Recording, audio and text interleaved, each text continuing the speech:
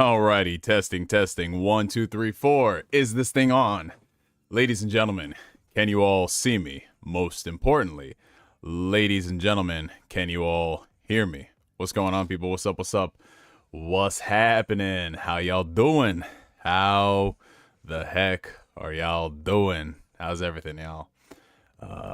Okay, while we do that, let me go ahead and pop out this chat right quick. Go ahead and drag that over here. So now we can talk to the people over here. And make sure everything else is over here. All right. Okay, so starting at the top with some shout outs. All right, so we got the homie Flame chiming in with that beautiful persona emoji. You gotta love it. What's going on, Flame? I'm always up for Neo and Chill. I mean, ask Neo and Chill. Hey man, listen. They could be the same thing, give or take on the day. I don't know. What's going on, Flame? We got PierretheGamer in the chat. Ask Neo and Chill. Ooh, spicy. Yes, sir. It's getting pretty zesty up in these streams. Oh, by the way, you guys, just give me a quick, I know I always ask y'all for audio checks, but how's the quality looking? You know, this is the second stream where we are streaming in 4K. Went ahead and upped the bit rate, so hopefully the video quality is much nicer for y'all, especially if you're watching it on the TV. I'm going to be making some adjustments to the streams in the coming weeks, so hopefully the video quality comes in a lot more crispy as I mess with Streamlabs, OBS, all that good stuff. We got Hibachi in the chat. What's going on, Hibachi? We got Julian Phoenix. Why are we still here? Just to suffer? Every night I can feel my leg and my arm. The body I've lost, the comrades I lost, won't stop hurting. You know, as someone who has not played Metal Gear Solid 5, I can recite that Red Band trailer line for line, beat for beat. Man, if there's something that Kojima is really good at, he knows how to cut together a trailer. Oh man. All right, so back at the top with the shout outs. We got the homie Rhino54 in the building. What's going on, Kingpin? How you doing? Neo right now, 15 minutes before the stream. Yo, I'm not going front. I ain't even gonna hold you, Flame. I was chilling in bed with the Steam Deck. I was just sitting there. Honestly, I was playing Arkham Knight, you know? For whatever reason, you know, no. It's because Arkham Knight is coming out on Switch again, and they just revealed that the Batman suit, Robert Pattinson's Batman suit's gonna be in that game. So I was like, let me go ahead and download Arkham Knight, see how this thing run on the Steam Deck. And bro, that thing run crispy, bro. It is unreal how well Arkham Knight runs on the Steam Deck, you guys. Like, holy shit. I'm talking like 60 frames per second. I'm running it on max settings. Oh my god, dude. And even if you want to preserve battery, you can bump it down to 40 frames. It's still beautiful. It's still crispy. It's nice, bro. It's unreal. I feel bad for the folks who are about to play it on the Switch, though. Ooh, that's something else. Let's see who else is in here. We got Oblivion81 in the chat. Should be a good one. Let's talk about this Xbox tax. Oh, brother. Are we really going to talk about the Xbox tax? Must we start the week out on a really sour note? We might get into that today. Who knows? We got the homie J-Fam in the chat. I'm a PC gamer now, or actually soon the stuff needs to be delivered. Oh shit, this man is coming on board to the PC mustard rice. Welcome to Troubleshoot Gaming, my friend. PC gaming is a beautiful thing, and I recommend everybody have a solid PC, but just know what you're getting into. Just know what you're getting into when it comes to the PC. I will say this much though, you become a smarter person if you can deal with PC gaming. Like, there's just going to be some issues you come across that are just so foreign, and it's like, why? And then you hit up the Steam Decks. The Steam Deck, yeah, you can do the Steam Deck forums, but you hit up Reddit forums, and they're just like, oh no, this is what you have to do. You got to mess up with this, and then and change this executable file. And it's just like, damn, okay. Oh, man. But shout out to you, Jason. Shout out to you. Welcome. We got the homie Valkian24 in the chat. What's going on, Maddie? Ooh, we got John the Don, my brother. How you doing, bro? We got Du Fromage. Omelette du fromage? Omelette du fromage? Is that what we are? That's the type of time we on. Yes, sir. We got Feared Camille in the chat. What's up? We got Dylan Collins. Hey, apparently there are 2 versions of the 4K Blu-ray for Dragon Ball Super Superhero Steelbooks. I got the Piccolo one, and I sort of want that Gohan one. Yeah, you know what the funny thing is? I had originally ordered Dragon Ball Super Superhero from well, now it's the Crunchyroll store, but I had ordered it from Right Stuff when they put it up for pre-order because I was just like, oh shit, 4K anime, I'll go ahead and cop that. And then I saw that Walmart and I think Amazon, one of the two retailers, I know Walmart definitely, they had an exclusive Steelbook. I said, oh shit, let me go ahead and cop that. And then I realized I forgot to cancel this one and it arrived in the mail, but I ain't stressing over that stuff. I love Steelbooks as much as the next guy, but listen, if it's a Dragon Ball Super Broly Steelbook, I'm there day one. You already know, man. You already know. Let's see who was in here. Gonna have this on while I'm finishing my last set at the gym. Hope y'all had a great day and hit that like button to keep the mayo away. Well, listen, John, I am so happy that you, another fellow brother in iron, you making those fucking gains, you multitasking. That's what it's all about. And definitely hit that like button if you guys are enjoying the stream. A like button a day keeps the mayo away.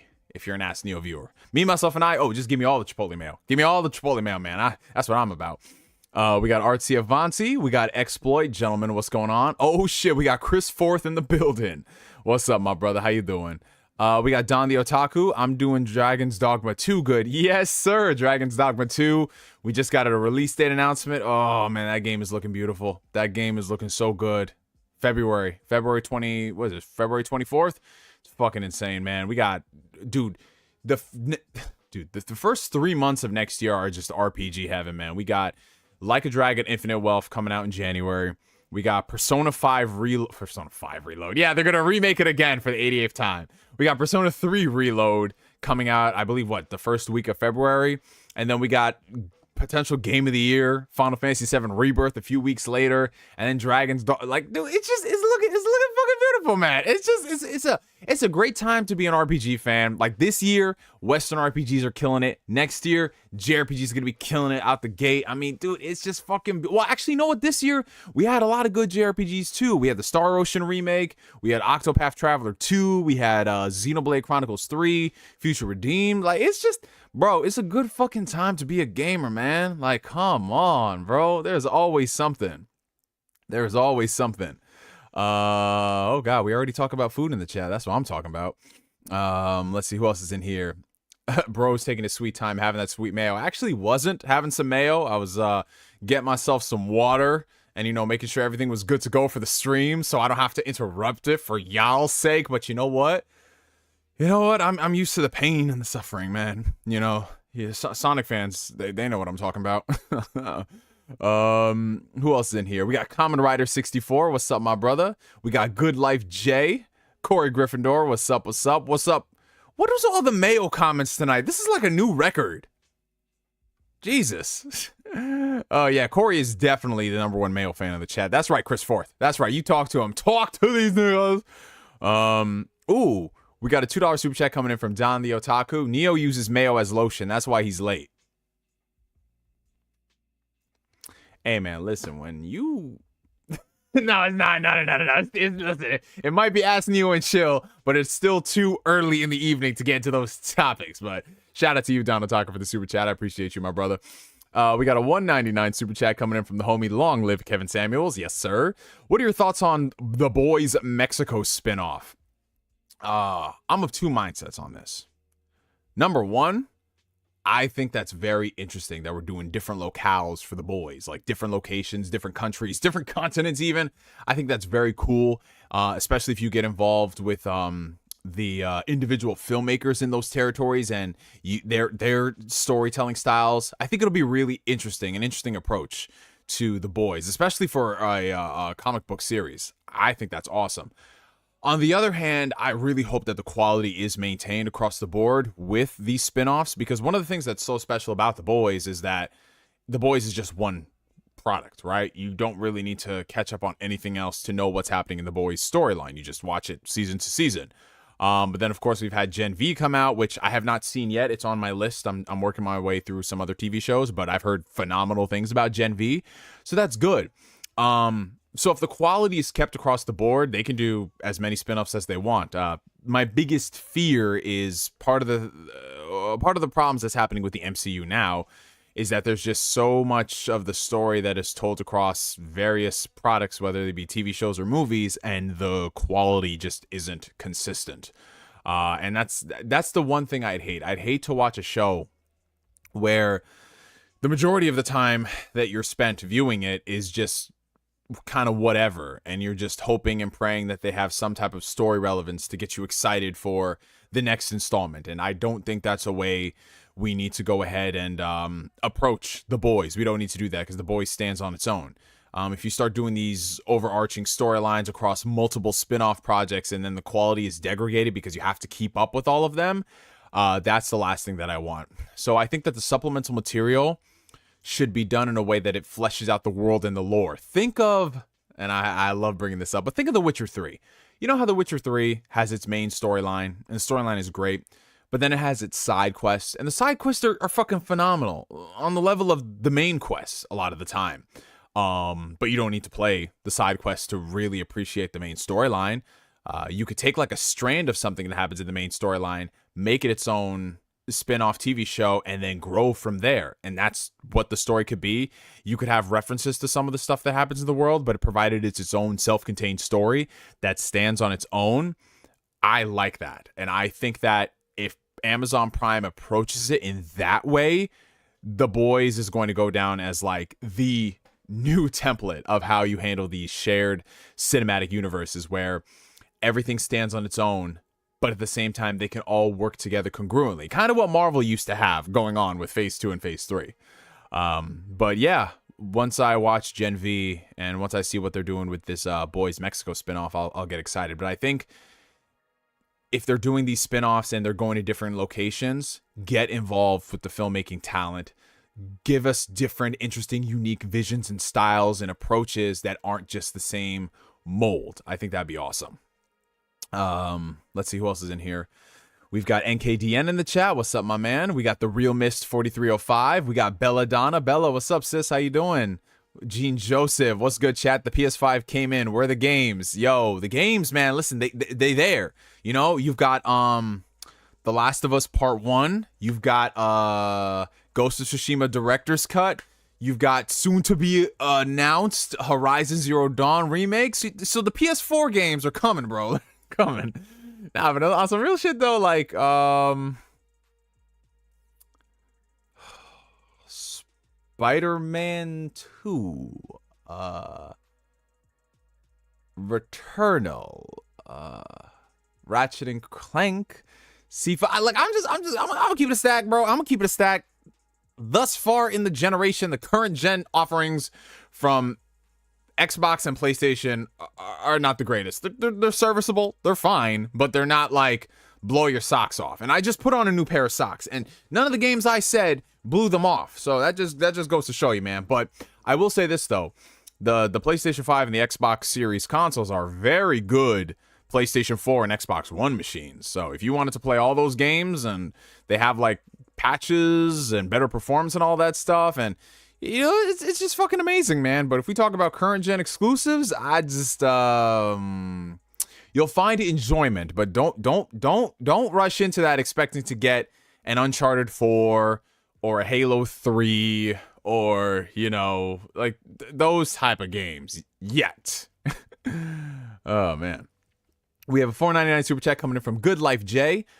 More life to you, bro. Appreciate you, my brother. Outside of the Switch, I've been looking for an on-the-go console-like system. Would you recommend the Steam Deck? Oh, man, great question. Honest to God, bro, yes, wholeheartedly, I would recommend the Steam Deck, especially at its price point. I think the Steam Deck is the most competitively priced out of anything. You can get a Steam Deck for $399. If you want to upgrade to the OLED model with a better screen, better battery, for like $100, $150 more, I believe. That's an option, which I do recommend. Spending that extra money, getting the OLED model, getting the better battery, all that stuff is just well worth it, especially if you do like on-the-go systems. The Steam Deck is the best approach. Steam OS, bringing your existing PC gaming library over to that handheld device, and just in terms of stability and updates, like Steam is just unmatched. I know there's the ROG Ally from Asus, and you know all these other competitors are coming out with their own products, but it's just like, yes, what you get from stuff like the ROG Ally, better performance, all that stuff, does the lesser battery life playing those games matter to you? If the fact that you want an on-the-go system and you have to have it plugged in all the time, like at that point, it's just like get a gaming laptop. You know what I'm saying? Where, you know, you don't have to worry about those issues. And you can use it as a full computer without having to have a dock or extra keyboard and mouse. But I would definitely recommend the Steam Deck. Just because, dude, man, like, I don't play my Steam Deck as much as obviously like my PlayStation 5, my Xbox, and my Switch. But man, whenever I do, I have such a great time, because the cool thing about the Steam Deck is that not only can you play your entire existing PC gaming library, but the Steam Deck, in terms of the games you can play on it, there are so many PlayStation 3, Xbox 360 era games that never got re-released. I'm talking about stuff like, well, okay, so this game technically did become backwards compatible on Xbox recently, but Max Payne 3 is a perfect example, right? Max Payne 3 has not had any form of proper re-release. Yes, it is backwards compatible on the new Xbox consoles, but it's not running at the best resolution. It's not running at the best frame rate. You can get that game for peanuts on Steam. Play it on your Steam Deck at 60 frames per second, max settings. It is insanely gorgeous, dude. Absolutely phenomenal. And then there's a bunch of other games on there as well, like again, some of these are backwards compatible, but like the Dead Space games, like Dead Space 2, for example. Like, just playing that on the Steam Deck, max setting, 60 frames per second. Playing stuff like Enslaved, Odyssey to the West, Fallout New Vegas. Like, playing these games, and yes, I do know that some of these are backwards compatible, but just what you get with the frame rate and the higher quality textures and all that stuff, and they go on sale cheaper. Like, dude, it's a no-brainer, man. I fucking love the Steam Deck. And if you love JRPGs, man, and you don't want to deal with the Switch, oh, that's another big selling point of the Steam Deck. I will forever love my Switch. I upgraded to the OLED model this year. It is beautiful. It is crispy looking. Phenomenal. But if we're talking about usability, if we're talking about, dude, navigating the storefront, Steam is so much better by comparison to the eShop. eShop feels like I'm fighting through quicksand all day, all night, 24 hours a day, 7 days a week, bro. It's insane. And with the Steam Deck, it's just like there's so much more outside of gaming. Like, you can open it up to emulation. You can emulate a bunch of past systems on there if you're into that. Dude, there's just so much you can do. You can do cloud streaming with it. Like, it's just a tinkerer's wet dream, man. So if you are that type of person where you want a device that can do a lot of different things, the Steam Deck is for you, man. Even if you don't mess with any of the stuff like emulation or all that stuff, the Steam Deck is still an amazing handheld device, bro. And if you love the Switch, you're gonna love the Steam Deck even more, dude. Just wow. I cannot just, like, dude, for example, like, dude, if you are a Tales fan, the fact that on the Steam Deck you can play Tales of Arise, Tales of Vesperia Definitive Edition, Tales of Berseria, like all the other, it's fucking insane, bro. It's crazy. Like, dude, the like I said earlier in the stream, Arkham Knight, Arkham Origins. Arkham Origins is not available on current gen systems. Arkham Origins is very underrated in my opinion. Sure, it's not the best, but it's really cool. It's got cool boss fights, and I like the story. Dude, playing that on the Steam Deck and it runs like butter? Like, it's crazy, dude. It's just so awesome. And so, yeah, the Steam Deck, I got it. I bought it when it first came out. I got the top of the line model. It was I think it was like what, not the 1 terabyte of storage, but I think like, was it that? I don't even know how much I got, but I got the one that had the most amount of storage and the one that has like the anti-glare screen and everything. Oh, dude, I love it. I love it. It's just so sick, dude. Like, bro, if the Persona games weren't on Switch, just play all them bitches on the Steam Deck, dude. Like, it's sick, man. Man, this is a Steam Deck stand count. You all know this. We got the homie Flame, who's been a member for the past 23 months of the Fan and Weirdo tier. I'm so tired of social media right now, Neo. We went from Xbox Illuminati to Xbox tax, and now the Xbox IRS. Screw it. How are you and the girl, man? Been a bit, dude. What is? Well, okay, what's the Xbox Illuminati? Because I must have missed that chapter. I must have been off the grid. Oh, there's a spider over here. Oh, I'm about to turn into Spider-Man, it seems. Okay, let's go. Let's go. You guys can't see it on the camera, but he's coming down real quick. Oh, shit. Nah, he is really coming down real quick. Holy fuck. And my breath just, like, went into his web, and he just, like, moved. He's like, bitch. This is insane. I'm just like focused on watching this spider, dude. It's crazy. Like, it's absolutely insane, you guys. Like, he is really like, He is really... Wow. Knowing my luck, I'm just going to inhale and just swallow a spider. That's insane. But anyways, let me try not to get distracted. Yeah, man, it's a tough time to be an Xbox fan, you know, just with getting taxed 24/7, man, with just like all the crazy stuff happening. It's a tough time for the Xbox fans, especially if you black and you an Xbox fan, bro. Do you guys remember? This is just a random side note, terrible tangent, I know. You guys remember blacks at Xbox? Oh, shout out to Microsoft. That was definitely that was definitely an era in time. Did I miss the Tales of Arise talk? No, you did not, Band Brawlers. You did not miss the Tales of Arise talk. We'll discuss that soon. Oh, shout out to my boy Strictly in the chat. What's up, my G? How you doing?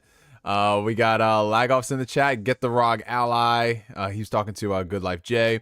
We got PS Tutorials. We got Gaspavelli. Man, we don't give a fuck about the Steam Deck. Switch boy, stand up. Listen, man. I love the Switch, but the Switch is crusty. The Switch is crusty as fuck. The Switch is exclusives only at this point, bro.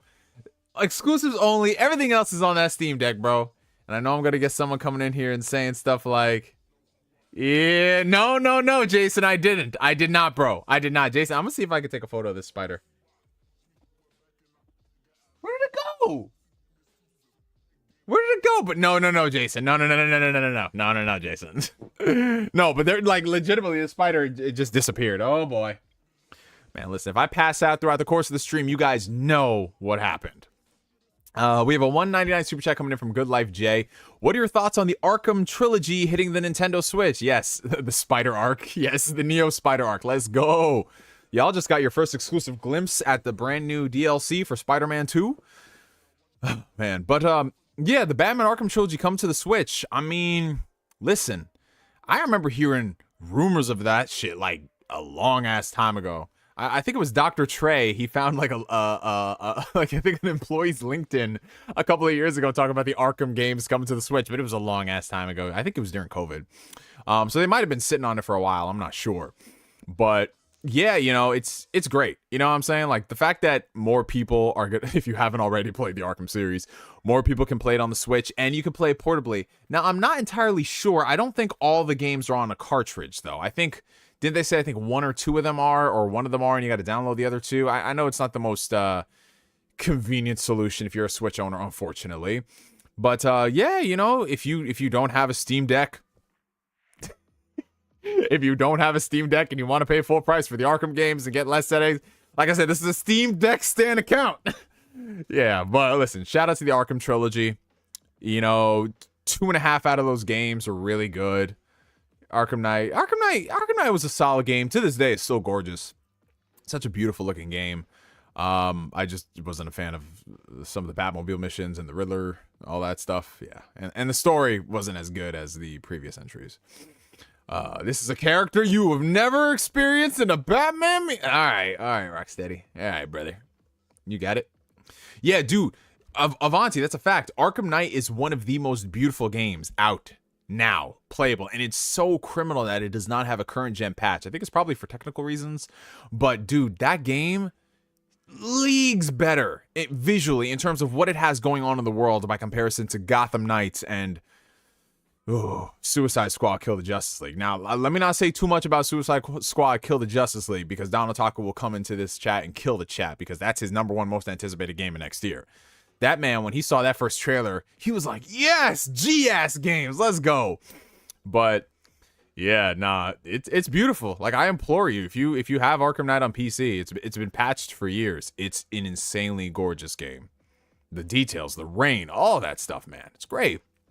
Zack Rodriguez, what's going on, my brother? Let's see, we got Julian Harris in the chat. What's up, Julian Harris? Jimmy John's BBQ Ranch is the best sauce ever. Oh, I gotta try that. They opened up a Jimmy John's not too far away from me. So it's about like a 20-minute drive. I gotta go hit that Jimmy John's up. I've had Jimmy John's before, like whenever I go to other states, but yeah, I got one 20 minutes away. Yes, sir. Who else is in here? We have got Santorini Studios. What's up, my guy? We got Grimdara. What's up, Grimdara?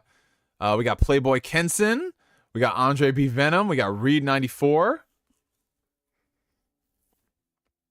We got Kid Cool 1827. We got Michael Brent. We got Battlefield Joe. What's up, my guy? How you doing, Guzman? We got Winterfort Studios. I'm just trying to do all the shout outs real quick because I realize we're like half an hour in and we haven't done the intro yet. Who else is in here? This dude Jason said I think I spent like $400 on Steam games in the last 2 days. Dude, I'm telling you, when you have a gaming PC, dude, take advantage of those Steam sales. The best moments in every PC gamer's life is the first Steam sale, the first winter sale, the first summer sale, the first whatever sale after you get a rig, because the deals are insane. You're getting games for honestly literally pennies. It feels criminal. It feels like you're stealing the games, but it's so beautiful. It's so fucking beautiful, dude. And then you just be buying shit that you're just like, yeah, man, I want to see how it runs on my rig, bro. And then, oh golly, man, it just it's beautiful, man. Honestly, man, you just learn to fall in love with stuff more when you have a PC. It's just like, I love gaming more. And then you just like, you look at stuff like, oh, 59 frames per second? No, that's unplayable, bro. Fuck that. I need my shit to be 120. Let's see. James Lewis, what's up, what's up? We got Ali96. Show the spider. I don't even know where the spider went, you guys, which is very bad news for me. Very bad news indeed. Like I said, if I pass out on this stream, you guys know what happened. Band Brawlers, what's up, what's up? Even though I replied to you earlier. Let's see who else is in here. We got Red Sage. What's up, Red Sage? We got Steve Killer. What's up, Steve Killer? We got T Bell. What's up, Toma? How you doing, my brother? I miss you too, man. I miss you. I miss Kate. I miss TJ. Hope you guys are doing well. I refuse to believe my nephew TJ. He almost 10 years old, bro. I can't even believe that shit, bro. I cannot even believe that shit. All of my nieces and nephews are getting old. They're about to be double digits, and I can't stand it. I cannot stand this, you guys. It is not okay. Who gave them permission to grow up? I didn't. I didn't prove that. No one gave me a form to sign. They just went ahead and did it. It's disrespectful, to be honest. We got Julian Phoenix with a $2 super chat. Have you played Super Mario RPG yet? No, I have not, because I've been working my way through some other games, you know, like here recently. I'm finishing up well, Resident Evil 4 Remake, I'm taking my time. I be babying that shit, bro. I've played Resident Evil 4 so many times, but just this remake is so damn good that I kind of don't want it to be over. So I'm just like literally playing what feels like a chapter a week. That's what I've been doing. I'll be like, okay, yeah, it's Monday. Let me play a chapter of Resident Evil 4 Remake. That's enough for this week. Let me do something else. But yeah, it's been Resident Evil 4 Remake. In addition to A Plague Tale Requiem, I picked up my playthrough.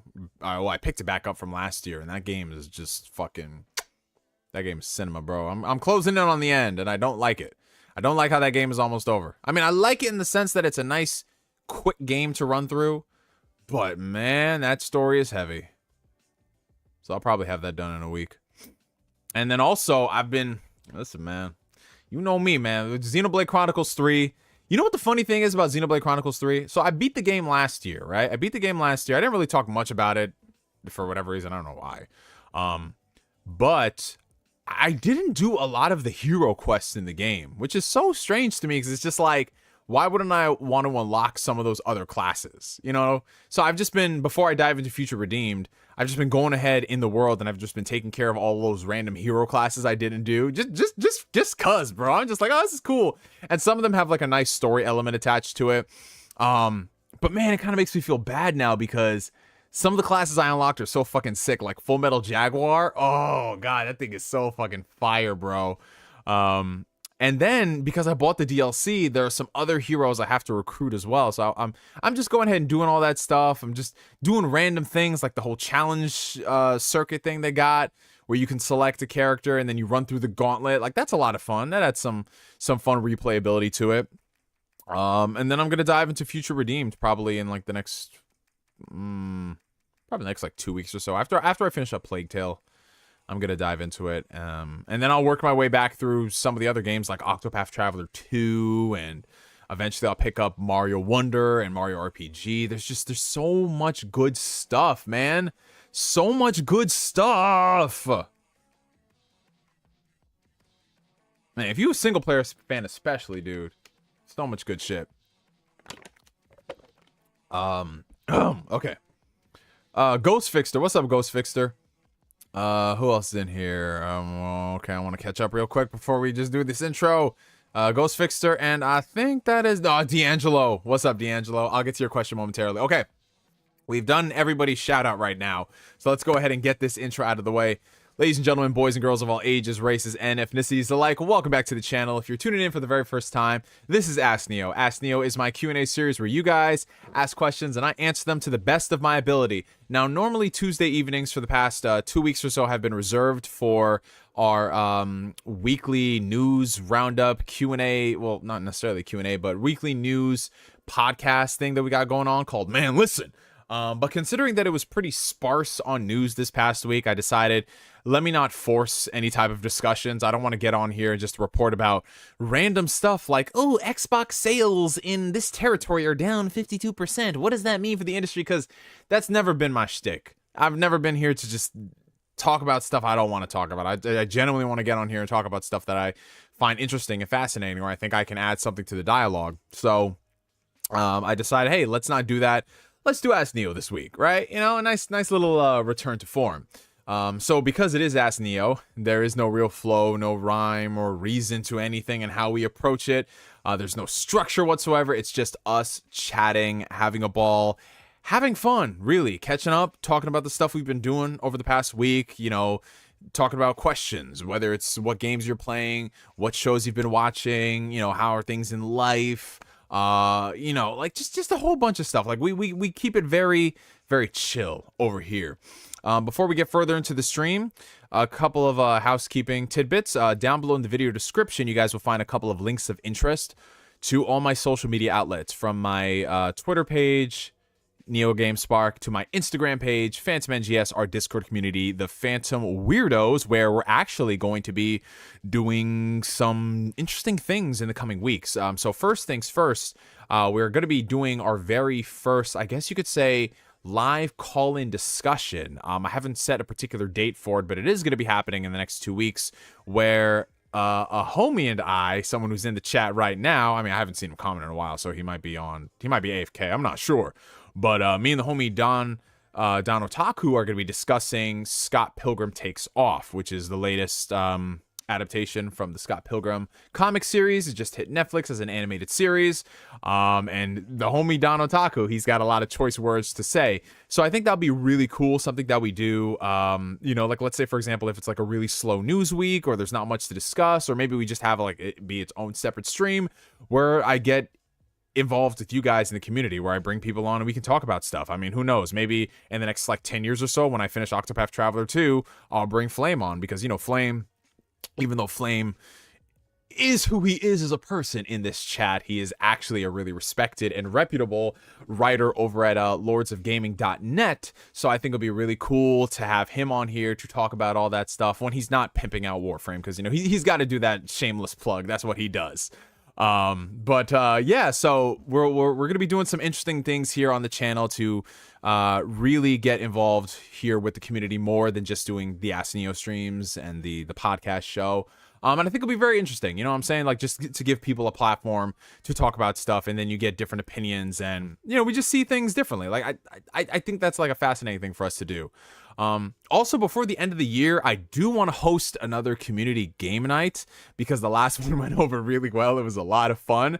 So I'm thinking, like, at some point, maybe before the holidays kick in, or maybe around the holidays, because there isn't going to be a lot of news happening in the industry. We just all get together and we just stream a couple of games, you know, like the Jackbox Party Pack. We might do Among Us again. And then maybe we'll do like a highlight reel for that. I thought that was a lot of fun.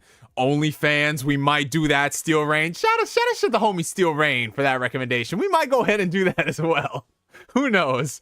Yeah, you guys. So if you haven't already, make sure you like the stream. It helps out the channel tremendously.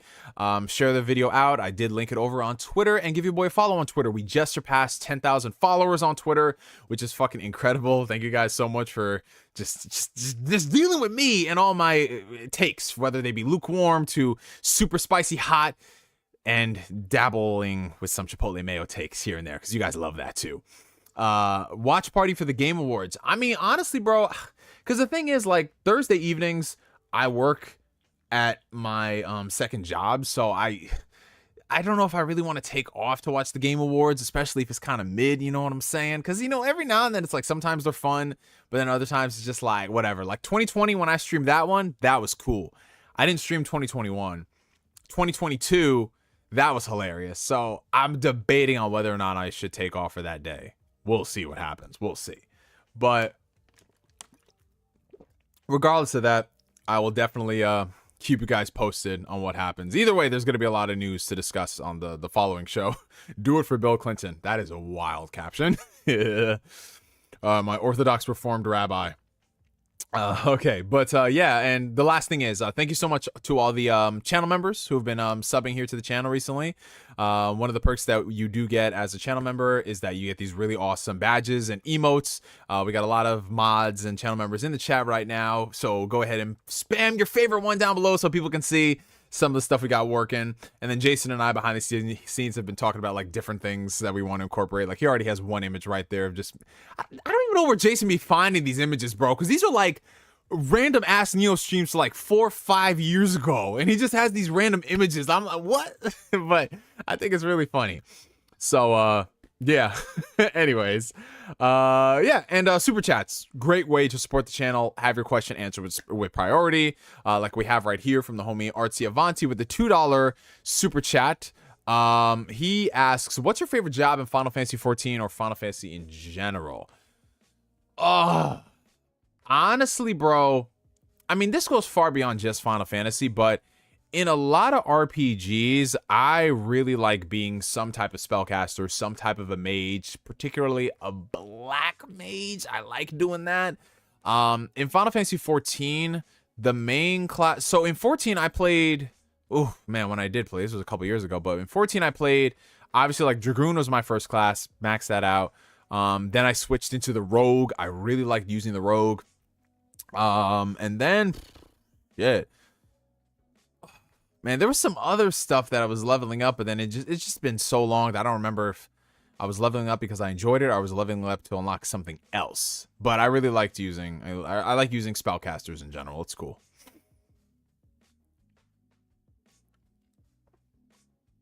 Gotta get that high-tech security for the Keeleys. Yeah, Jeff said he's gonna be bumping up the security for that. He's got to, bro. Because, I mean, on some real shit, bro, it's like, yeah, it's a celebration of games and everything. People say they don't take it seriously, but it's still an award show, right? And that's a big security risk if you can have someone who can just rush the stage that easily. And like, nah, I'm talking about you gotta tackle people. That'd be a great thing to witness. Can't wait for that. Oh, just made a crab and salmon poke. Oh my god. This man, Don Otaku, chefing up in the kitchen. I love that for you, man. Fucking love that shit, bro.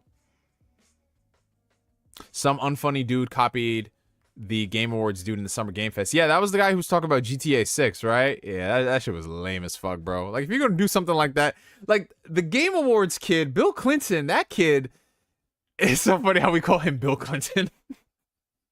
Try explaining this 50 years from now. People are gonna be like, what? But the way he executed that, dude, it's just so surreal. Go back and watch that video, bro. Because when you see Miyazaki and them boys walk on stage, this man, he felt like he snuck onto the group. He just got up out of his seat and he just starts walking up there like he was supposed to be there. And dude, what kills me about it is that he gets on stage and he's over there clapping. He just gives him a pat on the back. I was like, yo. This man's stealth skills are through the roof, man. Screw Assassin's Creed. This guy needs to be the new protagonist. Yo. Because I'm not going front. I thought when I saw him on stage, he was one of the translators. You know what I'm saying? Like, yeah, it looked kind of weird. Like, why is this translator half their height? You know, just a random kid. But dude, I was like, all right, whatever, man. This is Miyazaki's moment. And then he's on there and I'm just like, wait a second, what? And then he gets there and he says it and they just let him say it. It's like no one questioned it. Very few people were confused. Absolutely. Like, yo, I didn't notice that shit until I heard him say Bill Clinton. I was like, Bill Clinton, what? But no, honestly, that shit was so funny, bro. He was very proficient. He was very fucking proficient with that shit.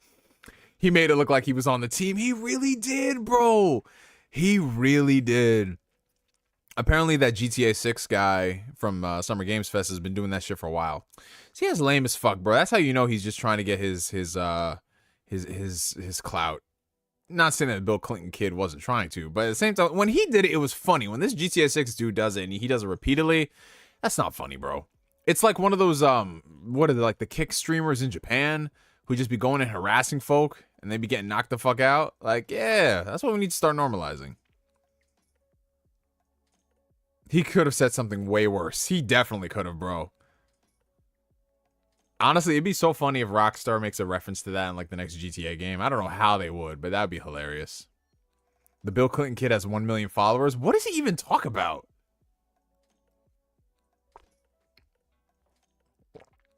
I gotta question it. Oh, snap. You're ice skating, Bella? Okay, I see you. I don't know. How do people practice ice skating off ice? Like, at that point, isn't that kind of like doing ballet in a sense? That's what it seems like to me. But I feel like ice skating, you have to be moving. Maybe rollerblading. But then again, I don't know if people should really be jumping that much with rollerblading with all that precision.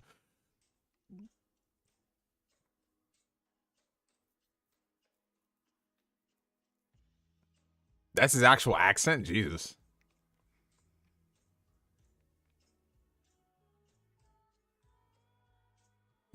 Wow, that's fascinating. Like, I don't really know anything about this kid outside of that. But that's insane. Julian Phoenix, who's been a member for the past 6 months of the Fan and Weirdo tier. Appreciate you, my brother. What are your thoughts on the Shazam Sinbad Mandela effect? I'm tired of people saying this movie exists because Sandwich Shack exists, though. Is it really a Mandela effect? Or maybe that's just what you think. Think about it, though. But nah, you know, it's like one of those things that... You know how every now and then somebody posts something online of a thing that we all collectively experienced or witnessed once in our childhood, but we can't remember it. We can't recall it. We don't think about it until somebody shows it and we're just like... It's very strange. It's very, very strange. But hey, man, listen, maybe it does exist. Maybe it doesn't exist. Who knows? Hey, I can see you, Bella. I can see you ice skating like it's the Persona 5 intro. Yeah. I never knew Seth Rogen created The Boys. Well, he didn't create The Boys, but he is one of the head producers involved with the TV show. So he is a fundamental part. Like, that's one thing. The cool thing about Seth Rogen is that he just be vibing. Like, yeah, he still acts in movies every now and then, but he just be vibing as a producer. Like, he produced that. He produced the new Ninja Turtles movie, which I still gotta watch, man. I still haven't watched it. He argued with an OnlyFans creator on literature. Oh, that Bill Clinton kid is crazy. Holy shit.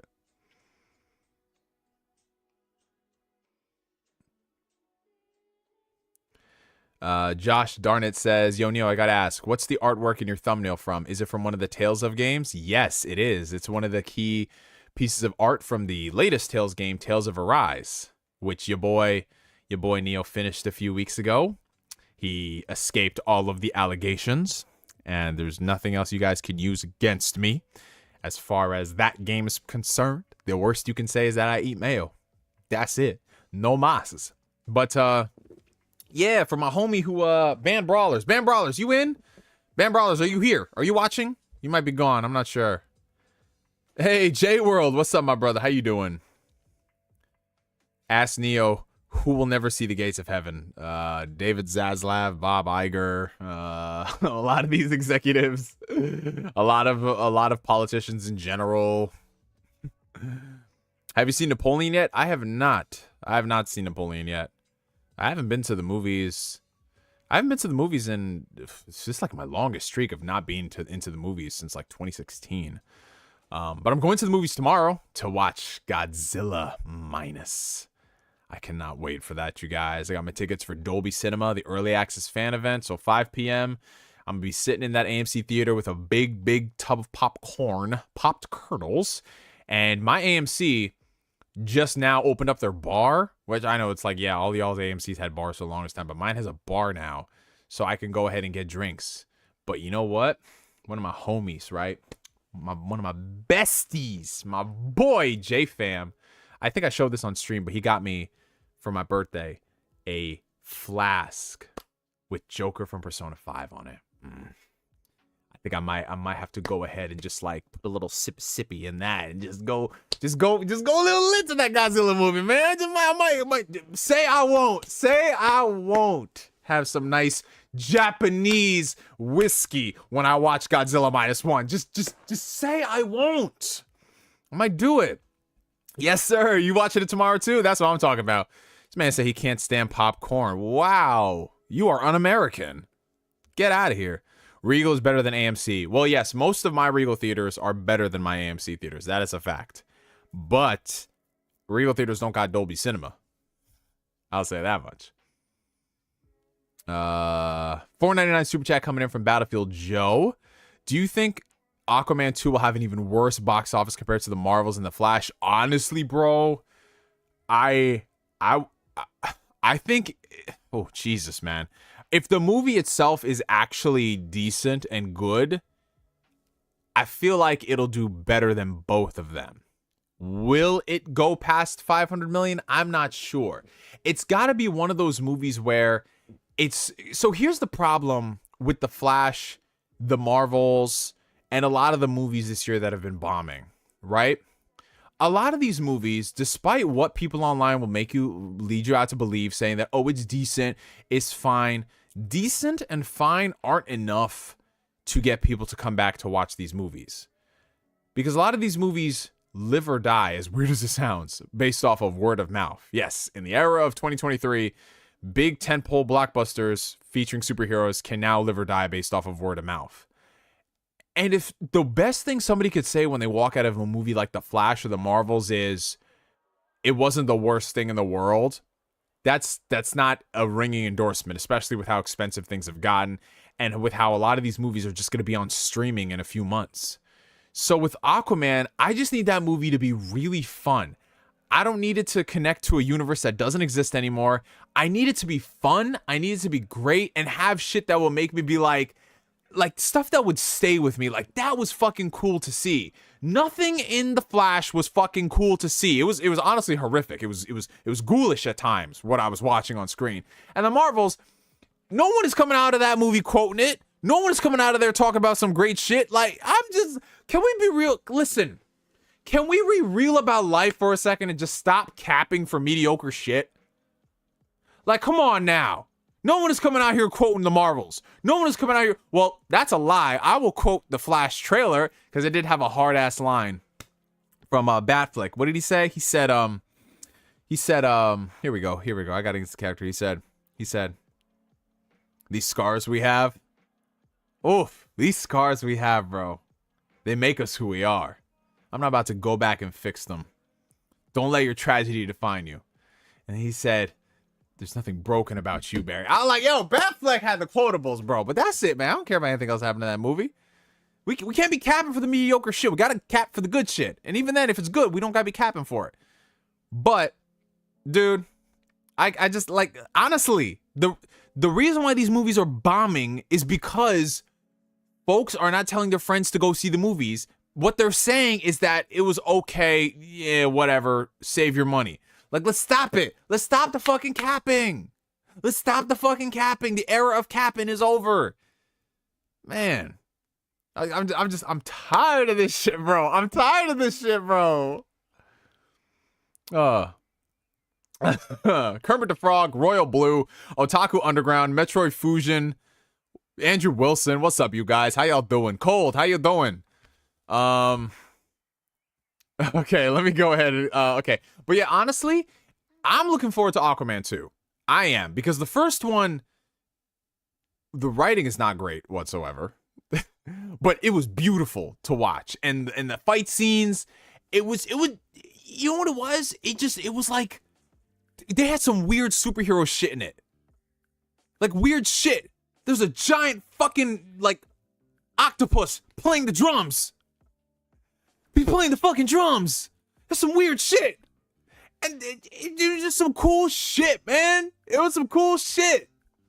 That's what we need in movies. The movies themselves, okay, movies will be fine. But if you got some weird, cool shit, yeah, sign me up for that. And I watched that trailer for Aquaman 2, and I was like, all right, bro, this is looking like a 67 approval on Rotten Tomatoes, maybe 55. But you know what? You give me some weird, cool shit from James Wan, and I'm going to go and see it. Because that first Aquaman movie was not great, but it has some weird, cool shit, and I liked it. And listen, this universe is done. It's dead. It's buried. Like it's going out sad.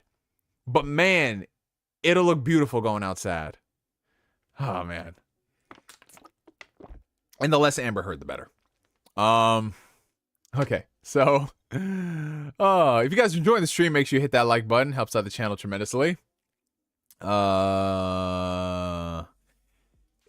Is Tales of Arise any good? I've never played a Tales game, but I've played other JRPGs like Persona and Final Fantasy 13. Okay, so let's hold. Okay, we're gonna hold off. Okay, Band Brawlers, where are you? I don't see you. He might have went AFK. I do want to take some time to talk about Tales of Arise for a little bit, but yeah, we'll discuss it. Okay, let's get through super chats and I'll talk about Tales of Arise. $5 coming in from Don Otaku. I'm planning a trip to New York sometime in the first half of next year. Best believe we're gonna have a link. Oh, absolutely, Don Otaku. You let me know when you pulling up, and we gonna set something up, man. We gonna set something up. We gonna take a picture. We gonna take a video. We gonna hit up Nintendo World. We gonna buy some Mario merch. Yes, Don Otaku. You let me fucking know, bro. We out. Maybe we can get Flame to come up here. Metroid Fusion. Superhero fatigue is hitting hard. We just need compelling characters and stories, not mindless action. Yo, facts. But it's not just that, bro.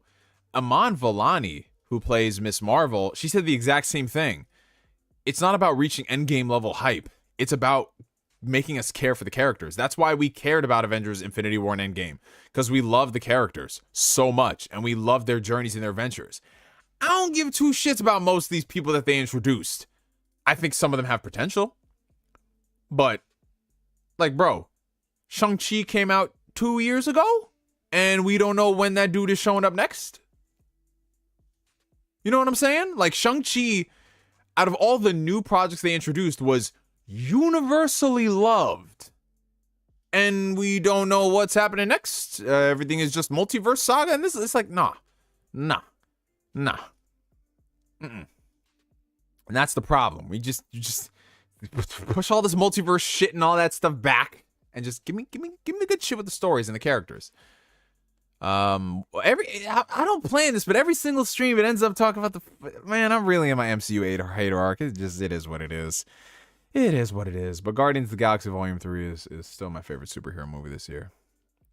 199 super chat coming in from Hibachi. Rank your top 5 Godzilla movies and the worst ones. Oh, that is tough, bro. I gotta break out the spreadsheets for that.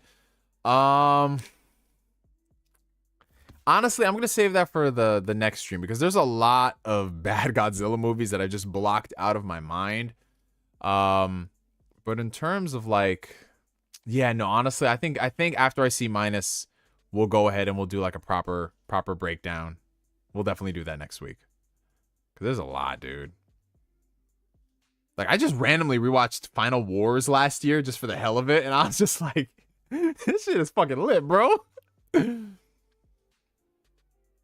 And just like how literally you had Zilla from the American, well, not the most recent American movie, but the one with Matthew Broderick. It had Zilla in that, and it just got fucking wrecked easily. That shit was the top moment. Nah, Shang-Chi was not mid. I love Shang-Chi, except for the final third act CGI monster. That was ass. But everything else about Shang-Chi was awesome. I loved it. Yo, that's wild, bro. When I heard, you said the weirdo dudes who thought it was woke for having Asians. Dude, that's funny. A movie about an Asian character somehow woke. That's insane to me. That's crazy. It's like, oh, Black Panther's woke. Why? Because it's in Africa and there's black people. Oh, shit. Yup, the Sydney Opera House. Exactly, Maddie. Shout out to Australia. Look at that representation.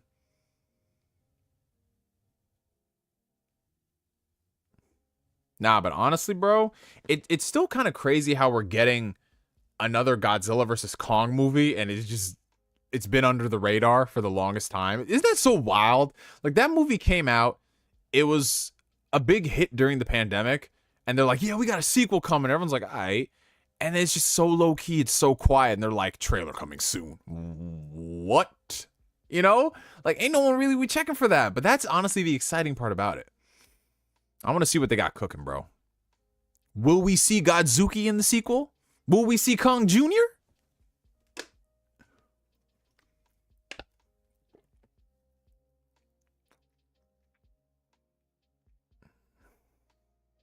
Have you watched Monarch yet? No, I have not. But that's on my list of shows. There's a lot of fucking TV shows. Like, I'm finishing up The Bear season 2, and then I was what have I been watching, man? The Bear season 2, Pluto. I watched Scott Pilgrim Takes Off, of course. I just rewatched Cyberpunk Edge Runners for the hell of it. Finished up Attack on Titan. That's so weird to say Attack on Titan is actually over. It's crazy. Kong getting that win for round 2 is going to be lit. Game of Thrones. I still have not finished up House of Dragon. That's crazy. I got halfway through it and I was like, oh, okay, I'll finish this later. You guys know how I am. Blue-Eyed Samurai is on the list too, man. There's so much good shit this year, bro. It's tough. It's tough, man. Why is it called The Bear if there's no bear? Shh, you can't spoil the surprise, bro. They're building up to it. They're building up to it, man. They're building up to it. Yeah, I've heard really good things about Monarch. Shut Up Gabe is raving about it. Pluto is phenomenal. If you guys have not watched it, it's incredible. It's on Netflix. No, I didn't even start Gen V, wee man. I did not even start Gen V. Like, the list of shows that I have, it's crazy, guys.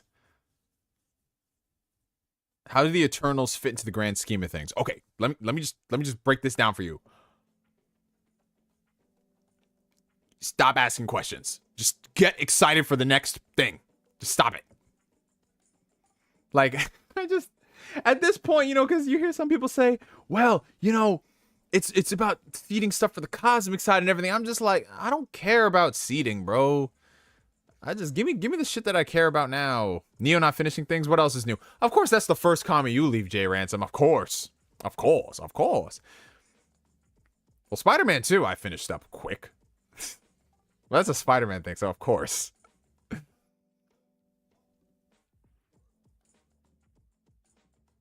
Yeah, I saw, so out of the list, Michael Brent, I saw Spider-Verse, Mission Impossible, the Super Mario Brothers movie. I didn't see the rest. I've heard good things about Nimona. Have you seen the High Rise anime on Netflix? No. Someone said, have you played Mario Wonder? No, not yet. It's on my list after I finish some things. Guys, there's just too much shit. There's too much, guys. It's crazy.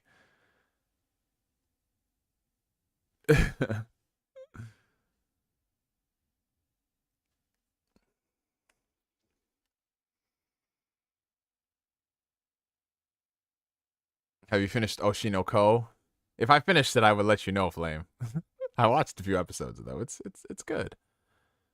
What are your thoughts on the trailers for the live-action Yu Hakusho and Avatar: Last Airbender? I think that the Avatar show, it has potential. I think it has way more potential by comparison to the Yu Hakusho show.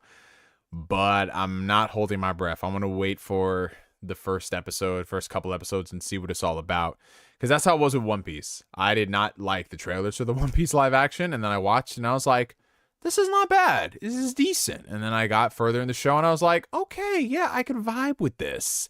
And by the end of it, I was like, not fucking bad. Not fucking bad. So, yeah, the Yu Hakusho one, they're rushing too much shit. That Yu Hakusho show, I'm getting Full Metal Alchemist live action movie flashbacks. It's looking really, really, really wonky. Like, they are rushing the shit out of that in the first season, or the only season, I don't know. Avatar: Last Airbender, I think the cast looks really good, but it remains to be seen, like, how the pacing is, the characterization, all that stuff. So, but I'll give it a chance. Oh, My Hero Academia? Yeah. The first couple seasons of My Hero Academia are really good.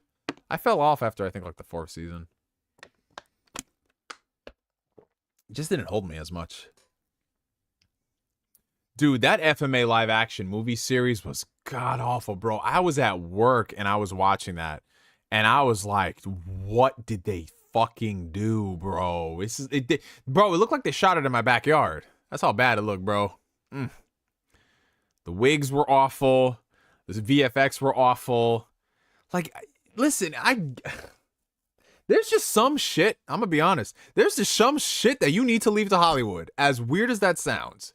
Like Full Metal Alchemist, that needs to be an HBO level show. That needs to be adapted by folks with a budget and folks who can cast appropriately and then not do what they did with those movies. Like, same thing for Attack on Titan. Like, there's just some things where you just need fucking money. And you can't do it low budget like that.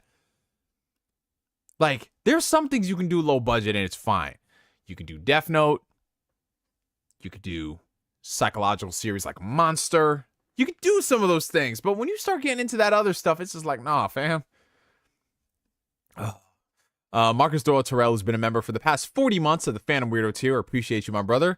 What are some games that you would recommend to your girlfriend if she had never gamed and wanted to start? Oh, God. Recommending games to a gamer who is, well, someone who's never gamed before in their life? Dude, that is so tough because how do you approach that situation?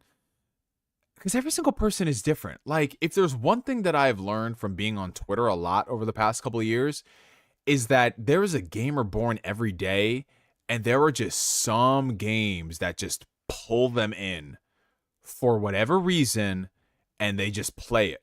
Like, there's some things that people think that, okay, you recommend this to a new gamer, and they might recommend platformer games. They might recommend Animal Crossing. A lot of the Nintendo titles are very, like, beginner friendly. Not necessarily in terms of, well, yes, obviously difficulty.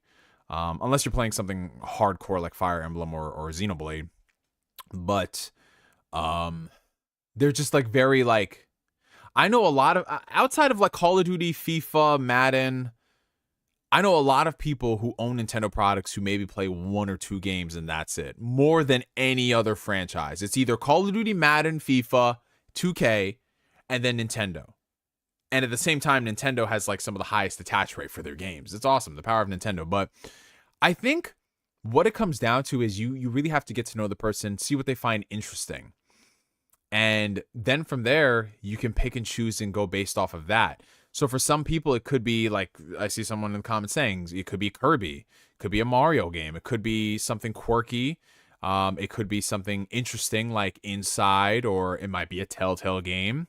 But then again, I've seen some people get into things that are just so, like, you played this as your first game? Like The Witcher 3. I was like, what the fuck? How do you play Witcher 3 as your first ever video game? I mean, that's amazing. But you know?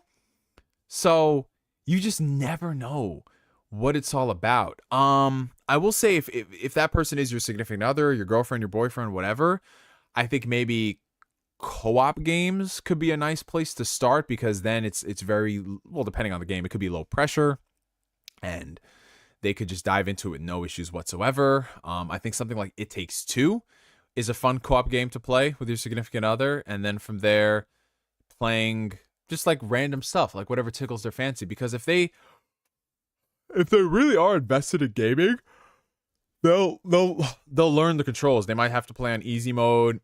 They might have to play on game journalist mode. But they will find a way to learn the system, work around the system. Like my sister, for example, is not a big video gamer at all, but she has a Nintendo Switch. I bought her a Switch for her birthday. She's played through Fire Emblem Three Houses. She did all the campaigns. She loves that game to death, and she wonders why Nintendo does not release a classic Fire Emblem games on there. And I said, hey, welcome to the pain of being a Nintendo fan. You just want them to do the common sense things, and they don't do it. Could you imagine if Xbox had, like, the Fire Emblem franchise? They'd be releasing all them shits every day. They put out all the old games. Like, fuck it. The Fire Emblem Master Collection. Let's go. Genealogy of War. Let's go. You know?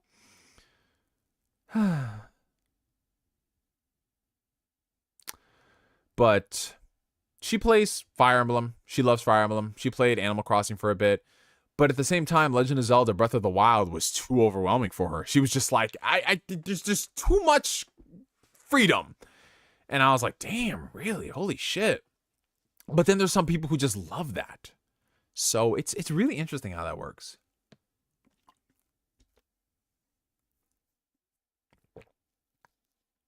Oh, God, Overcooked. Overcooked is a fun game.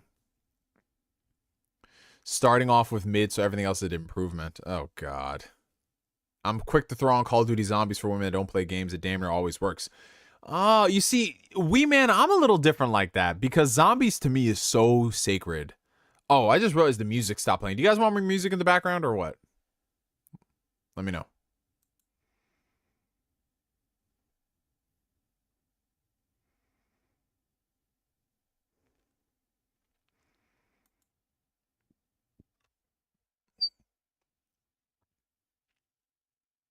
Mario Party will ruin the relationship. Mario Party ruins families. It ruins like 20-year friendships. It's terrible.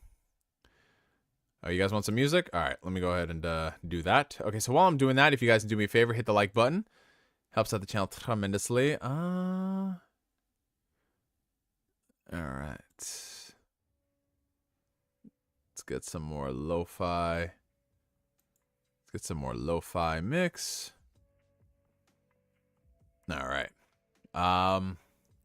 But yeah, you know, honestly, it's very interesting. Do you guys have any people in your life, whether they're significant others or friends or family who were never big into games, but then there was that one game that hooked them in? It's just like, whoa, I did not expect you to play it. My girlfriend only plays big open world games like Skyrim, Breath of the Wild, Red Dead. She spends thousands of hours in these games. That's awesome, dude. That is so sick, man. Dude, Mario Party, like, oh my God, dude. I've gotten into legit screaming matches with people playing Mario Karty, Wii Sports, and in the best possible ways. It's so fucking fun, dude. Oh my God, especially if you playing with drinks. Oh God, dude, you taking shots after every game. Dude, it's sick, man.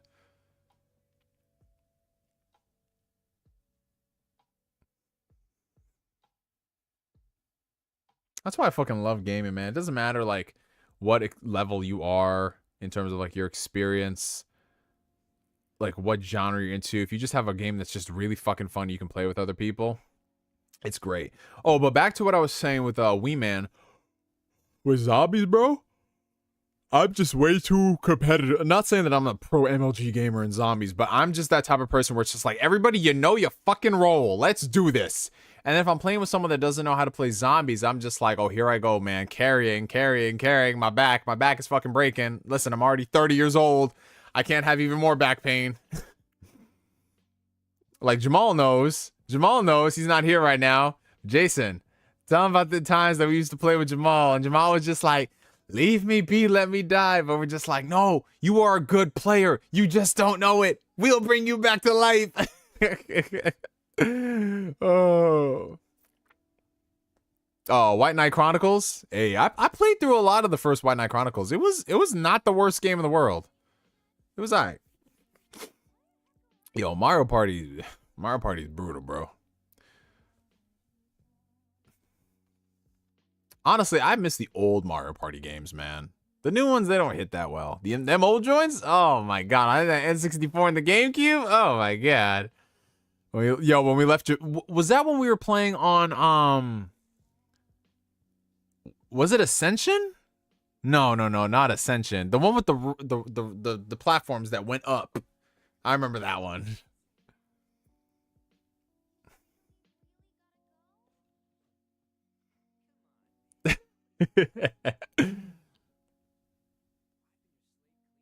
Yeah, Ascension, yeah. You know why? I don't know. I thought it was Ascension at first, but then I got the name mixed up in my mind. I was thinking, what's the map? This is Black Ops 1. No, that's Theater. Was that the name of it? The one where you could dive from the stairs. I don't know why I got that name confused with it for a second. Yeah, Mario Party 4 was the shit, dude. Man, dude. are any Mario Party games on the N64 online? And can we play them together? Dude, if we could all play the Mario Party games online on N64, we gotta stream that. We gotta fucking stream that, bro. That would be so fucking toxic, dude. Oh my god. Nah, we gotta stream the Pokemon Stadium minigames. That's what we gotta do. We gotta stream the Pokemon Stadium minigames. That is when I will just start like, yo, oh. Y'all will see a different side of me. Those streams are gonna be private. Wow, one of her first games was Tomb Raider? And she got you into that. Oh, see, like I said, you just never know what people are into. But yeah, go ahead and if I didn't answer any of your questions before, and I'm trying to be fair to people across the board. So if I answered someone's questions and you keep spamming more questions, I'm just trying to be fair and answer all the ones who didn't get questions. So yeah, and also feel free if it's your first stream. Oh god, the Clefairy minigame, Jesus Christ. Clefairy. Oh, Clefairy, I'm 8. I don't know how to memorize all this stuff.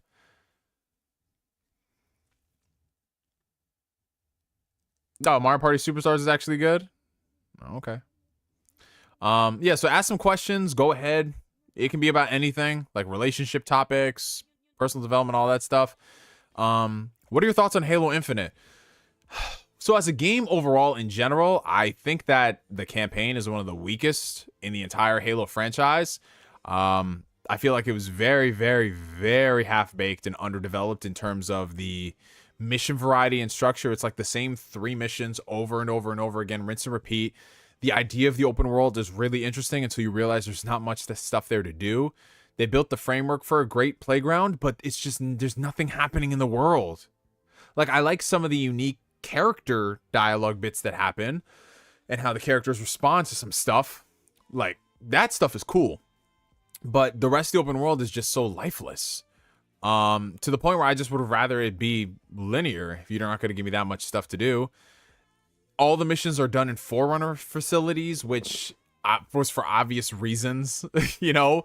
So you're just going through the same facilities over and over and over again. There's really no diversity at all with the way things look. And it just, in general, the story and what they were trying to tell, to me, it just felt like, okay, we're trying to get Halo back to a place where we can tell new stories in the future that aren't going to alienate folks who were really pissed off with Halo 4 and Halo 5's campaign.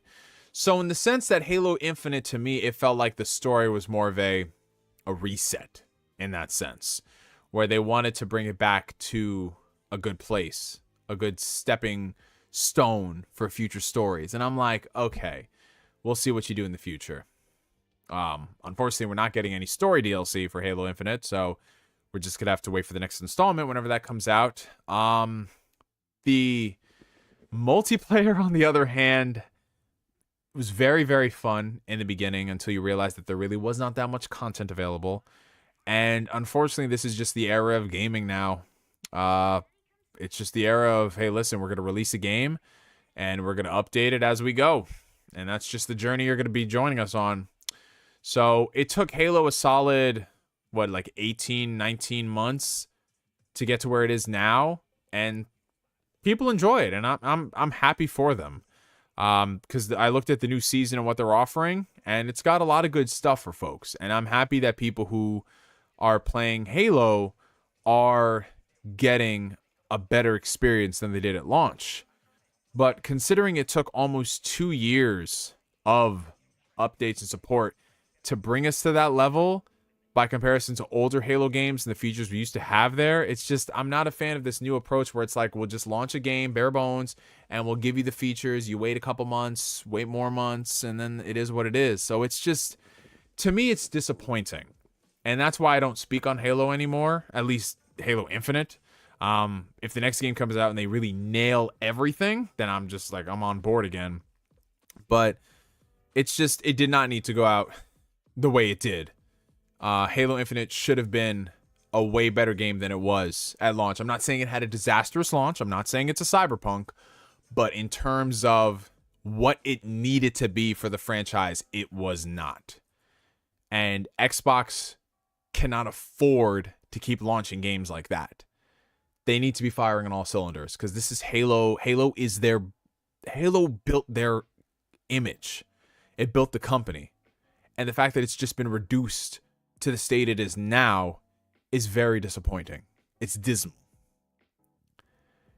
And thankfully, I think that those days, at least on paper, they look like they're behind us, because 343 has got a whole big management restructure. A lot of folks who have been in charge for the past 10 plus years are not with the company anymore, and the right people are in the right places. So I'm interested to see if this culture shift really helps 343 and the future of Halo game development, where things are very uniform across the board, where they can keep putting out content, they can keep working on games, multiple games, and stay consistent with it. Because one of the biggest problems with 343 was talent retention. And Microsoft, well, they have a long history outside of just gaming, but contract workers, not building up the entire studio with people long term. And what happens is a lot of people, they learn this proprietary engine, they work on it, and then after the contract's up, they're gone. And then you have to bring in other people who don't know, and then it slows down the process, slows down game development, and that's how you end up like a Halo Infinite. I don't know why y'all expect Halo to still be the flagship 20 years later. Well, Don, Halo was still a huge game up until the past, even Halo 5 still did really well in terms of sales. Not as much as previous games, but it was still big.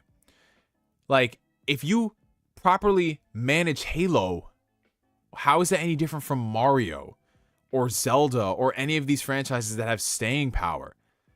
Zelda got a complete reinvention with Breath of the Wild, but even before that, Zelda still had brand recognition. People knew what it was.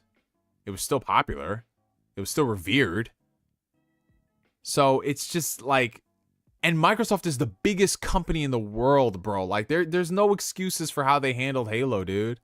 No excuses, man. It should be where they were at with Halo 3, bro. That alone. And how it just got eclipsed so fast. That's the issue, man. But I think better days are ahead. But you won't keep that same energy for PlayStation 1 franchises. Well, because a lot of the people who worked on those PlayStation 1 franchises, well, number one, they don't own the IPs anymore. They're with Activision. And number two, a lot of that talent has moved on. These are not the same studios. When people say they want Naughty Dog to work on Jak and Daxter, nobody at Naughty Dog is equipped to work on Jak and Daxter in the style that people liked. Naughty Dog is a very different studio. The studio fundamentally shifted with Uncharted in 2007. Those are the type of games that they make. Sure, it's nice to have studios like Insomniac who can go back and do a Ratchet and Clank every 5 years or so or something like that. But not every studio is like that. Especially with how long games take to develop. That's a real reality when it comes to game dev time. And also financial expectations of a lot of the games too. But in a perfect world, I would love for PlayStation, and this is one of my biggest critiques for PlayStation, they have a huge catalog of back catalog of IP, and they could bring them back. And this is my biggest problem with them focusing on just big AAA titles. Big AAA titles are a risky investment. It'll take years and hundreds of millions of dollars to work on it. In between those games, you need to have the AA and the single A's. Jak and Daxter does not need to be a AAA game. Ratchet and Clank, sure, it looks very beautiful, but does that need to have a AAA budget? No. You can have these games be the short 8 to 15 hour experiences, AA titles, and just put them in between. We need those games now more than ever. We need those games to be brought back. And unfortunately, a lot of these publishers are moving away from it. And what kills me is that a company like Square Enix really threw us a bone with a lot of these games they were putting out in the past year, like Live Alive, Octopath Traveler 2, Neo The World Ends With You, a lot of these games. But the thing is, the marketing on those games are bad, and they just released so many of them so close that they were cannibalizing one another. Before you knew it, this game was out, and then that game was out, and then this is just and you're competing for the same audience, the same gamer with those games. The exact same gamer. And it sucks because then they report that, oh, the games didn't sell well. Well, yeah, for obvious reasons. You got to spread out the love. Spread them out, man. But yeah, you can have a Sly Cooper. You can bring back Infamous. You can do those things, but you just have to be realistic with the budgets. Just like Xbox, and this is one thing I do like about Xbox, like Obsidian, Avowed ain't no AAA game. Sure, it's a bigger title for Obsidian, but it's not going to be like, oh, it's our next Starfield. But you know what? If they keep everything in check with what the game is, with its vision, Obsidian is going to work wonders. Like, Avowed is one of my most anticipated titles for next year. Sure, it doesn't look the greatest, but if it's Obsidian, that level of writing and those quests, like, there is no competition. I'm going to say it right now. Obsidian and what they're going to do with Avowed, I feel like it's going to be better than Starfield. I feel like in terms of what people are looking for in an RPG, you're going to get that with Avowed more than you are with Starfield. I have this feeling in me that, like, in terms of the writing and the story and in just what people want, I feel it's going to be better than Starfield. I feel it. I feel it in my bones, bro. Man, Avowed don't be looking like AAA. It might be like AA and a half. Might be AA and a half. Obsidian knows how to put personality into RPGs if their games are the best. Yeah, look, I like Outer Worlds. I don't think it's the greatest game that Obsidian's put out, but it's got charm, it's got style, it's got substance, and it ticks the boxes. That take is spicy. Yeah, that's a hot take. I listen, provided there is not some catastrophic disaster for Avowed, I feel like it's going to be that game. No Obsidian slander. Graphics do not equal AA. Stop this narrative. I'm not saying that, bro. But what I'm saying is that when you look at the game and just the way it looks, man. Nah, man.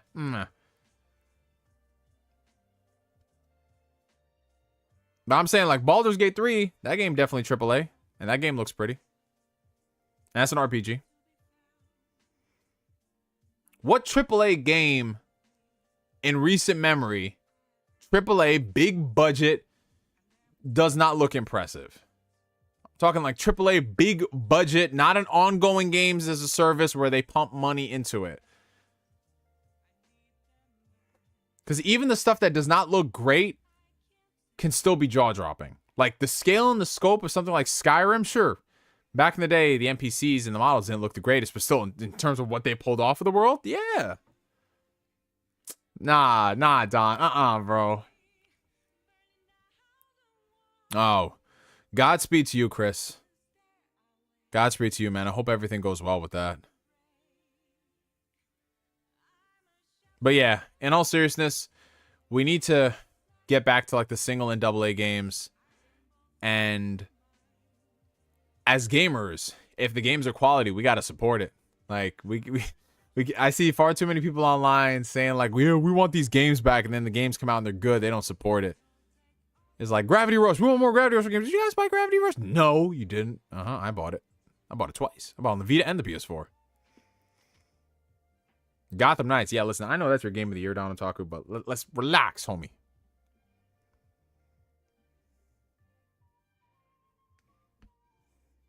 Gotham Knights, in my opinion, is also a money laundering scheme. Because ain't no way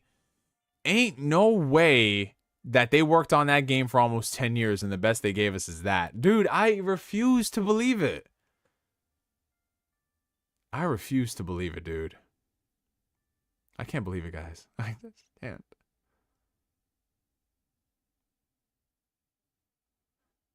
It's crazy.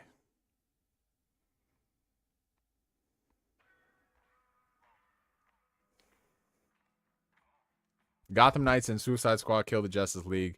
They worked on those games for almost 10 years, bruh. Halo 2's campaign is the best campaign. Prove me wrong. Ooh. Yeah.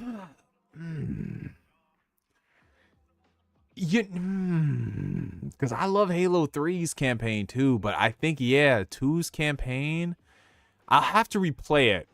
Because last time I played Halo 2 was a few years ago, like years ago. So I'll have to replay it.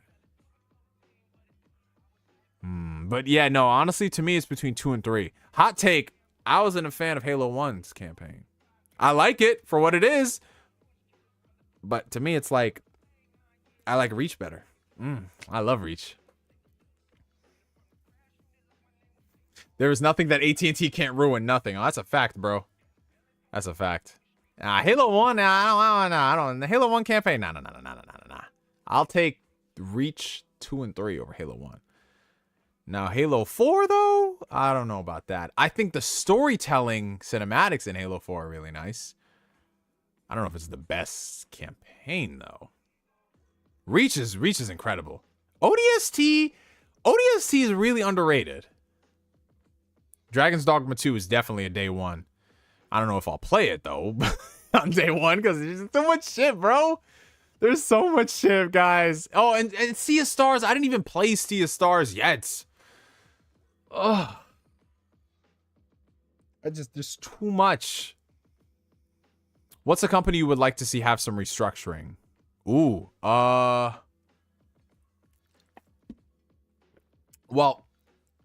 I would say less restructuring and more renaissance.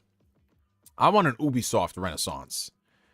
I just think that there's too much factorization happening over there at that publisher, to the point where a lot of the games they got coming out, they don't feel like games. Like, if there ever was an argument about AI being used to develop games, I feel like that's a lot of Ubisoft's output. Which is why I'm going to be there to support the new Prince of Persia, because that game looks awesome. But when I look at a lot of these games, it looks like they have the same wire frame. Unless it's something different, like a Rainbow Six Siege or a Division. A lot of them look very oddly, you know, like, I just need an Ubisoft renaissance where all the games can have diversity. And they can be great. Like, you can have Splinter Cell here. And you can have this game here. You can have that game there. Instead of everything is just this and that. And it's just, you guys know the whole Ubisoft shtick. What did you pick up for Black Friday this year? Oh, I actually, you know what the funny thing is? At first, I wasn't going to pick up a lot of stuff because I was looking at the deals and I was like, whatever. So the first thing that I bought, my biggest purchase by far, was a brand new TV. I got an LG C3 OLED. So I officially joined the OLED TV Nation, which has been incredible. I love it. It's just games, movies, everything looks so incredible on it, man. It's awesome. Beautiful, beautiful, beautiful TV. So I bought that. In addition to that, I bought a lot of shoes. I bought 3 sneakers, 2 of them for the gym, 1 of them just for like regular out and about, just chilling. I needed a nice white pair of sneakers. I didn't have one, so I just got like a nice, it's either Adidas or Nike. I'm not sure which one, but I got one of those. I got 2 pairs of sneakers for the gym. I got 3 Chelsea boots, because, you know, you always got to have some Chelsea boots. So I got those to wear with my chinos and my jeans. I got a jacket that normally I like to try on my clothes, but I bought this because I was like, yeah, cool, I think it's great.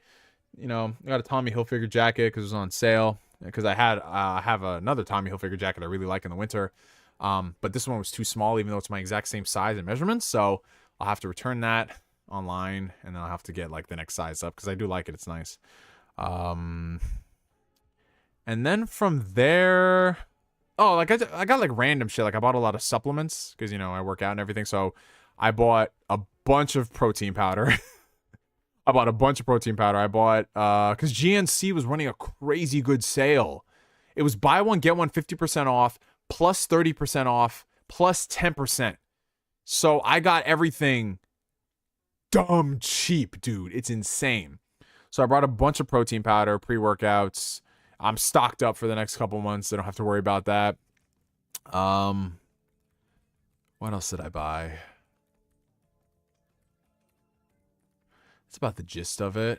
Oh, randomly, I just bought this. It was like my... yeah, no. I bought the James Bond, Daniel Craig era on 4K. So it was all 5 movies for $35. That's an awesome deal.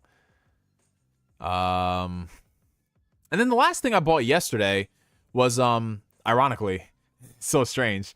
Like, I was just like, yeah, that'll be my last thing I buy. I bought a Hori Split Pad Pro for the Nintendo Switch, because every now and then I do take my Switch out and about, and I don't like using the Joy-Cons anymore. They're just not that comfortable. Not just because they cramp my hands, but because the buttons themselves are so tiny. And when you go from using controllers and then you go to the Joy-Cons, it's just I can't deal with it. So I got the Hori Split Pad Pro. It was it was on sale for $40, and I had a Best Buy coupon, so I got it for $35. So I have to just go pick that up tomorrow. But I'm excited to use that. I've heard good things about it, especially like the comfort and the buttons. The worst thing is it doesn't have any rumble, which I don't care about when I'm on the Switch. I don't really care about HD rumble. Provided the handheld play is sublime, I'm good with that. Yeah, that was about it, guys. So I got a TV, clothes, a bunch of supplements, shoes. It was a pretty successful Black Friday. Yeah, a lot of people upgraded to the OLED when they got the new consoles. I bought a new TV when I got the new consoles, the Sony X900H, and I had that TV for 3 years. I love it. It's a good TV, but my main thing was it wasn't OLED, and I wanted an OLED TV. So I was gonna pull the trigger and buy like a C2, but then I saw the C3 was on sale for the same price, and I was like, fuck it, let me get this one. So I got that, and then my old X900H, I actually sold it to my boy for $600. So that's not bad considering I paid $1,000 for the TV back in 2020. So I paid $1,000. I sold it for $600 3 years later, and it's going to a really good home. So I'm happy about that.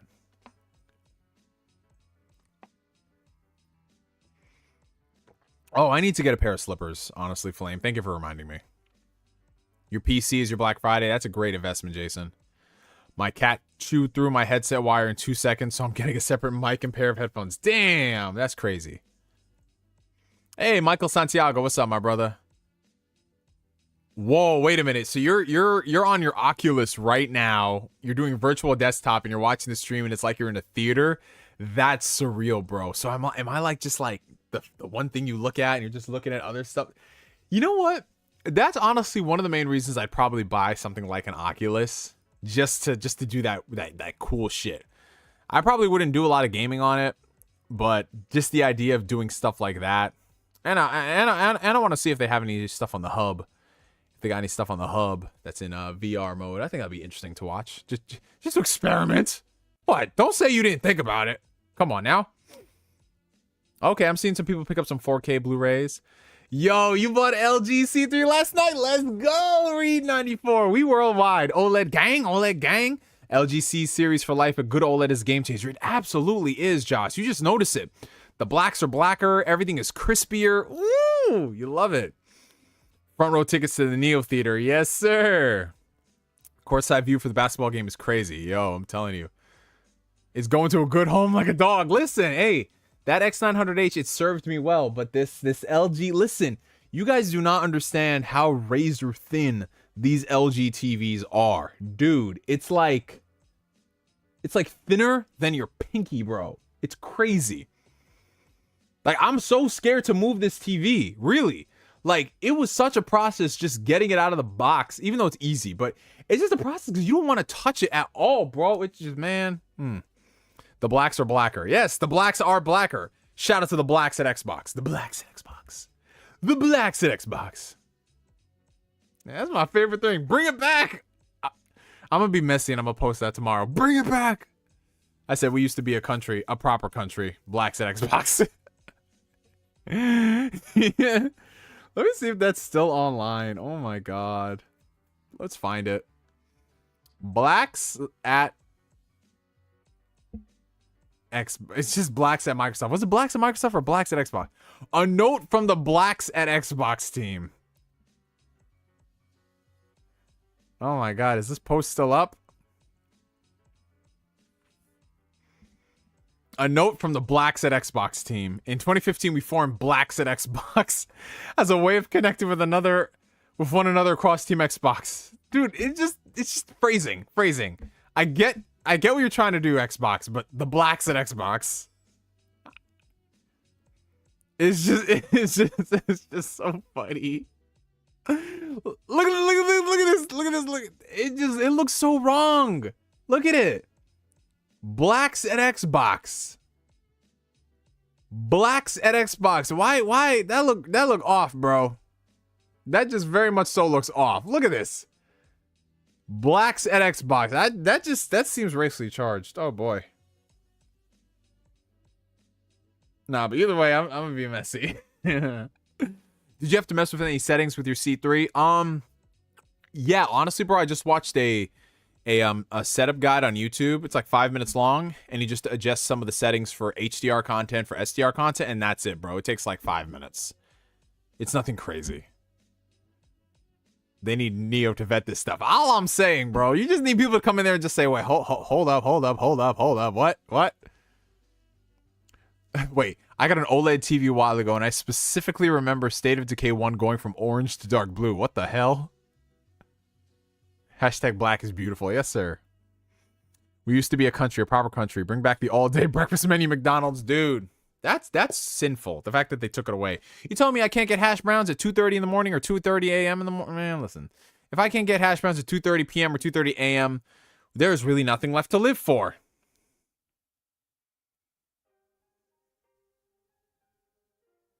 Oh, damn. They're playing the Persona 4 music right now. Damn, say I won't start up another playthrough of Persona 4 Golden. Just say I won't.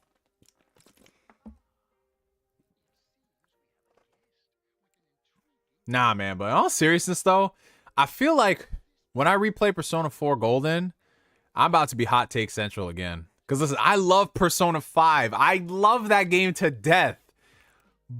But I feel like Persona 4's story and characters, it resonates with me more, man. It just does. Like, I love the P5 cast. I love the story. I love the theme. But P4, I felt like everybody was a lot more involved and it felt more tight-knit versus P5's cast where there's a lot of characters, but a lot of them didn't feel as integrated into the mix. Like, I'm going to be honest. Some of these characters, you could just delete them out of the story outside of their own regular, like, outside of their own chapter in the campaign. You could delete them. It's just fine. But Persona 4, like, everyone felt tight-knit and integrated. Man, listen, let me get off my soapbox. Yeah, man. Oh, I pre-ordered the Persona 4 Golden Limited Run thing, the special edition, so I don't know when that's coming in the mail, probably in the next 8 years. But I'm going to go ahead and, I'm gonna get that. But you know what the thing is, man? I'm going to have that for the collection's sake, for the cartridge. But, man, No, wait, no, Persona 4 Golden, it goes off of Game Pass in January. Okay, no, it's fine. Man, I might just boot that bitch up tonight then. Listen, no, it's like $12. I can just buy it and just leave it there. But listen, all I'm saying is like, man, I've bought that game a lot. I mean, I bought Persona 5 a lot. Persona 3 is the only one that I'm just not going to be right. Dude, you know what the funny thing is? I started playing Persona 3 Reload on Game... Not Reload. Whoops. I started playing Persona 3 Portable on Game Pass, and I was like...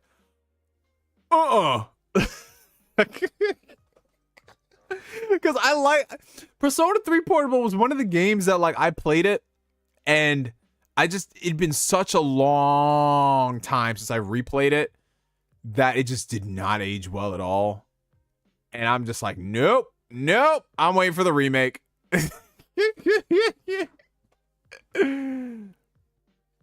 Nah, man. No Persona 4 slander. No Persona 4 slander in this stream.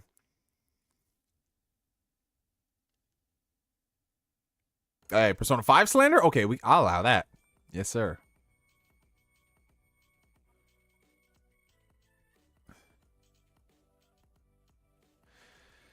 Yeah, like, I recommend people play Persona 3 Portable just because the story in 3 is so fucking good and the ending is, in my opinion, the best of the franchise. But it's just, oof, it's a chore to get through because it's so limited. And that's why I'm just like, you know what? Thank God Reload is coming to Game Pass. Shout out to Uncle Phil and Sarabon on that one, man. If there was a year in your life you could go back to, what year would that be? Okay, so I like this question. This is an interesting question. What year of your life would y'all go back to? I'm going to say this, though. You can't say a year you want to go back and change something. It has to just be a year. You want to go back and revisit. I would revisit 2017. I loved that year so fucking much. I love that year so much just from life. Life was just so beautiful. I mean, life is beautiful now. Life is always beautiful. But I just love that year so much. Great interactions with people, social link bonding, the quality of entertainment we had. Just everything was so fucking good. Like, I've nothing negative to say about that year whatsoever. Like, it was just so good to me personally. So I would definitely say that.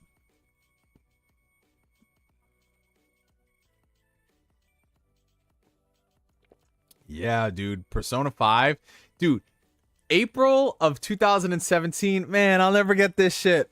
I had put my entire week of vacation just to play Persona 5. And it was sick. Like, guys, when I tell you, when I was off work, I would just literally, like, I would wake up, go to the gym, come home, play Persona in bed. I would be playing it like 6 hours a day. And I would just order food, have it delivered, wake up, rinse and repeat. Like, one night I got sushi, and then I heard Mona over there on the TV saying, "Where's my fatty tuna, Joker?" And I was like, hey, this is my Godzilla roll. My roll. 2017 was an amazing year. Oh, yeah. My Beautiful Dark Twisted Fantasy. That was good.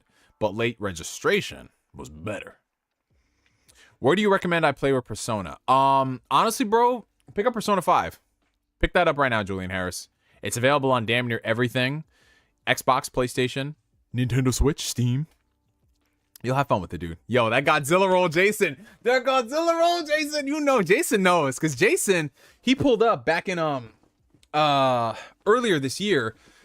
We saw the Guardians of the Galaxy trilogy together in IMAX, and Jason was in my neck of the woods, so I took him to this all-you-can-eat sushi spot. Man, we killed that shit, bro. Jason and I, we always have a good fucking time when we hang out, man. We always be eating swell. We be drinking swell. We be watching some movies. I would say we be watching some good movies. We do watch good movies, but then we watch movies like The Flash where we're just sitting there like... Oof. I will say, though, that movie theater we went to, Jason, was schwanky as fuck, bro. Like, we went to this AMC theater that legit, you guys, it felt like we were in a hotel lobby, bro. And you go inside, their Dolby Cinema theater is like the fanciest Dolby Cinema theater I've ever seen. I don't know what they got going on there, but they had the juice. They got the fucking juice. What do you think about YouTube disabling ad block? They did? Oh, I didn't even know that. I pay for YouTube Premium just because I pay for YouTube Premium because I get YouTube Music. I don't like watching ads with YouTube videos on mobile and on my TV. And I like playing stuff in the background. I love it. Yo, Persona 6 is going to go bonkers, bro. Will Persona 6 have a college or adult cast? I hope we're at least in college. My ultimate goal is an adult cast, but I'll take college because you can have people in college, and then you can have people in trade school or whatever, or just people who just don't go to school, and you can have some diversity.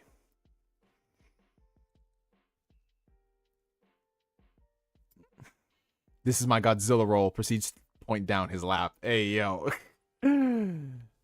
So here's the thing. All right.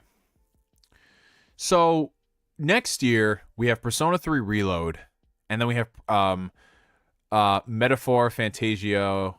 What the fuck is the name of that title? Metaphor Refantasio. I think that's the title, right? We have that.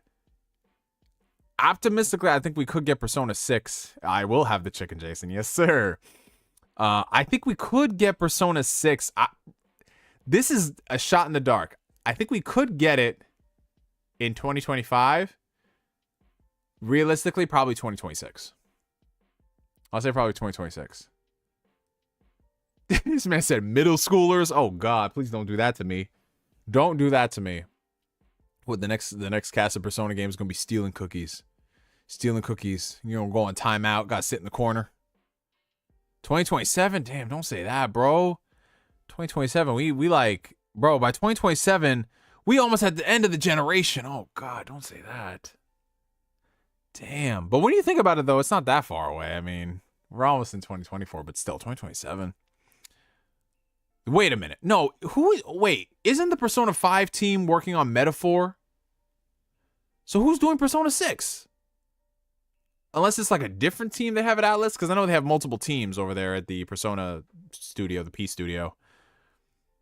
Yeah, it'll definitely still be a PS4, Xbox One game. Because guys, when you think about it, we did not get an exclusive Persona game for the PlayStation generation, like PlayStation 4. Because Persona 4, what the fuck is wrong with me tonight? Persona 5 was a PS3 game that just came out really late. Dude, that game came out 10, 11 years after the PS3 came out. What a crazy value proposition the PS3 must have been. But if it's cross-gen, I would not be surprised. Because Japan, especially with the smaller studios, they want to do this cross-gen shit as much as possible, man. So if Persona 6 comes out, oh, hey, Esu, what's up? But if it's current gen only, I'd be shocked. I'd be like, damn, they did the thing.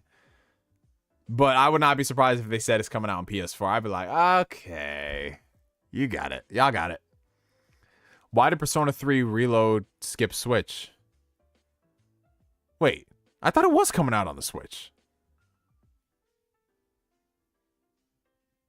I thought it was coming out on the Switch. Isn't it coming out on the Switch? I thought the announcement at first wasn't for the Switch, because when they announced it was on the Xbox showcase.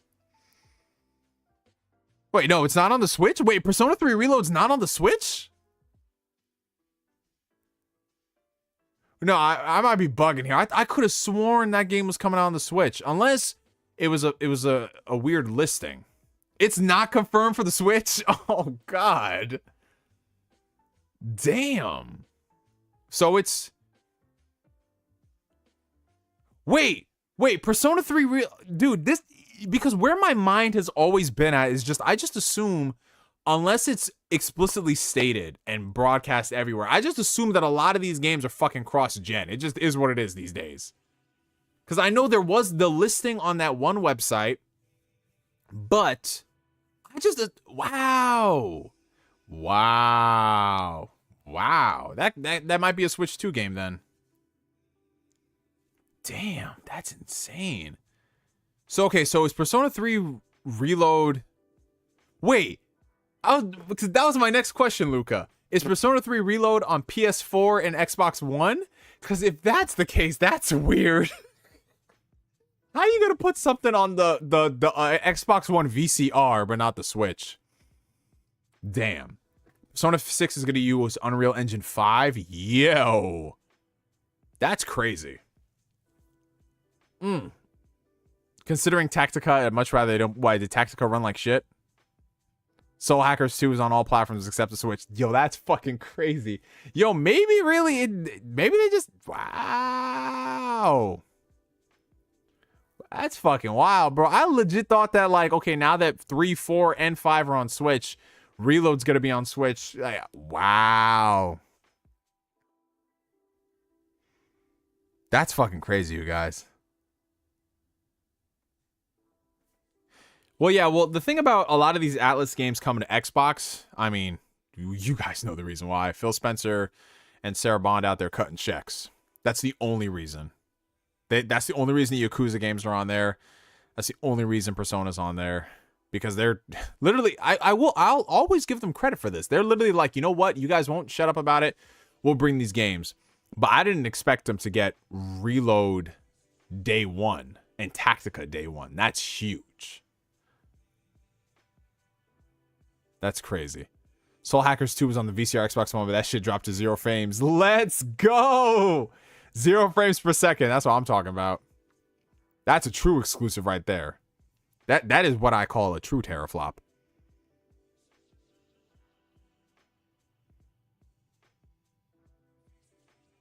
Now, you know what the thing is, though?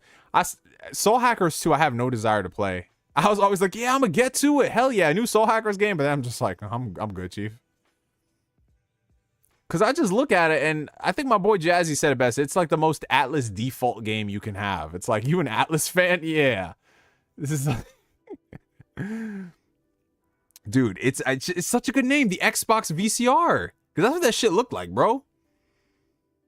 I'm telling you, dude, when they dropped that Xbox One S and the Xbox One X, those designs were sexy. But that Xbox One VCR, my God, you can, bro, that's like, you need to check that in on a plane. You can't have that in a carry-on bag. You got to check that in as its own separate piece of luggage. That joint is big for no reason. That's the basic gist of it, Zack Rodriguez. But yeah, man, Persona 6, I'm gonna say 2026. If I had to guess, 2026, baby.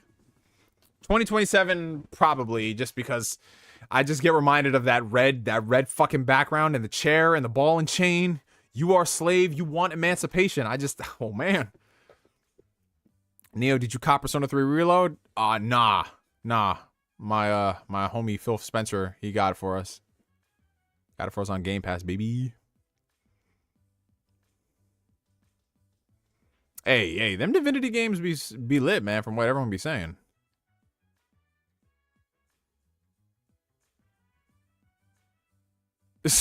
Yo, Kory Gryffindor said, yeah, you know, I played Soul Hackers until they put Persona 5 on the PS5. Oh, Jesus. Phil, Dominus, Maximus, Aurelius, Spencer. Yes, sir. Nah, that's crazy, though. I still can't believe Reload is not coming to the Switch. That's funny to me, bro. Do you think Persona 6 is going to be every platform? Yeah, honestly. Because Persona 5 was such a huge success, and they saw a lot of success when they re-released it, that it makes sense for it to be multi-platform on launch. Unless Sony is just like, fuck it. Like, we will fund the entire development and the marketing. Just give us the exclusivity. But they're not going to, there's no reason for them to do that. So yeah, I think it's definitely going to be multi-platform everywhere. And then we could, if Persona 6 comes out with all this crazy good word of mouth that Persona 5 gave it, Persona 6 can post numbers, man. I'm talking like millions. I'm talking millions. So I'm seeing that. Definitely PlayStation 5, Xbox Series consoles, Switch 2, and PC. So it's just those 4 platforms. Unless they say, listen, it's cross-gen. And I'm just like, oh, fuck it. Fuck it. But yeah, Persona has definitely broken free.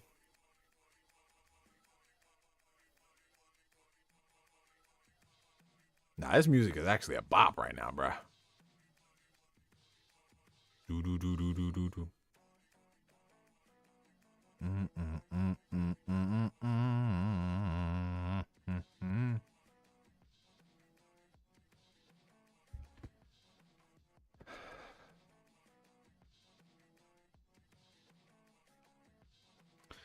Yeah, they gotta leave cross-gen behind. I mean, that's the thing, man. Cross-gen. You know, it's crazy because we didn't really get much of cross-gen with previous generations unless it was like a third-party title, like a sports game or a Just Dance or something. Most of the biggest titles after year one were always on the new systems, unless there was something that came out within, you know, like a certain amount of time, like a God of War 2 or, you know, smaller studio like Persona 4, like that came out on the PS2 in 2008. But now, just because of COVID, and just because of all the games got pushed back, you know, we still saw a lot of cross-gen stuff. But now we got to leave that shit behind, man. No, it's over. It's done. What do we have? Like, what, 50 million PlayStations out there now? We got, like, what, 30 million Xboxes? Something like that? Like, it's time, bro. It's time. The install bases will grow. You have PC. Like, it's time, dude. Those systems are dusty, bruh. You ever try to turn on a PlayStation 4 in 2023? It's not fun. Every game next year should be current gen. If I see something come out and they announce that shit's on PS4, X1, like, listen, just because you can port it to the old systems does not mean you should do it. Like, yeah, Hogwarts Legacy, you found a way to make that work. Fine. But don't pull a Jedi Survivor. I want to see how Jedi Survivor is going to run on PlayStation 4. That game was optimized like doo-doo water on release. I need to see how it runs on the PS4. I need it. I need to pre-order that video. I need to see it. Bro, you try turning on, dog, go to GameStop, buy an Xbox One VCR for $50, Try to plug that thing in and see how long it takes before... I was going to say something really fucked up. But just see. Well, yeah, JRPGs if it's like Star Ocean or something. But I need... Listen, I bought these new systems in 2020. I don't want games to be made with 2011 hardware in mind in 2026. You feel me? Because that's the thing. Like, I want them to take advantage of the hardware. If it's a newer game, you have to develop for the lowest common denominator. In this case, it'd be the Xbox Series S. But you gotta let go. You gotta let go of the older systems, please.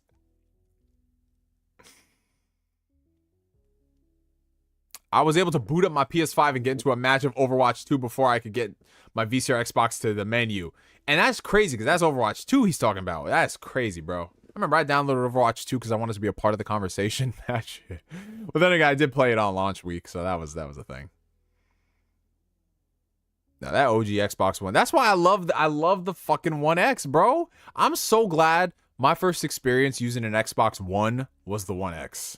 Like, I don't know how y'all was... Listen, Xbox fans are a resilient bunch. I don't know how y'all was rocking with Xbox before that One X drop. I'm just being real, bro. Oh god, the eShop on the Switch is terrible. The eShop on the Switch is just horrific. It's like using the PSN on PS3. Absolutely. Man. Speaking of old hardware, did you ever get that 360 with Broken Bond? I need to go on the Facebook Marketplace and buy a 360, bro. I need to do it. Because Broken Bond, I've been itching to replay it. VCR. Yo, I wouldn't be surprised. Imagine if I buy a 360 and it runs faster than the Xbox One VSR. VSR, VRR, VCR. Nah, man, the Series X is fire, bro. I love it. Like, just don't buy it expecting to play anything. Well, I can't say that anymore because I think 2024 is going to be a good year for Xbox. 2024, I think is going to be really good. Nah, Broken Bond isn't backwards compatible. My 360 boots up faster than that. Yeah, I'm telling you, bro. I'm telling you, it's tragic. This is just an Xbox One VCR slander stream. Oh my god.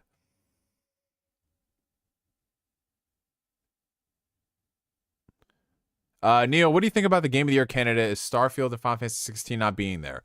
Oh, he's asking what I think about the Keeleys and how Starfield and Final Fantasy 16 is not being there. All right, listen, I'm gonna just keep it a stack.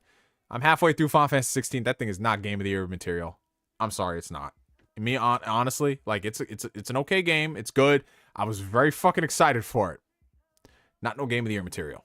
Nah, it ain't. It's got a lot of good things about it, but no. Starfield, I've put less time into that. I've put like maybe 10 hours.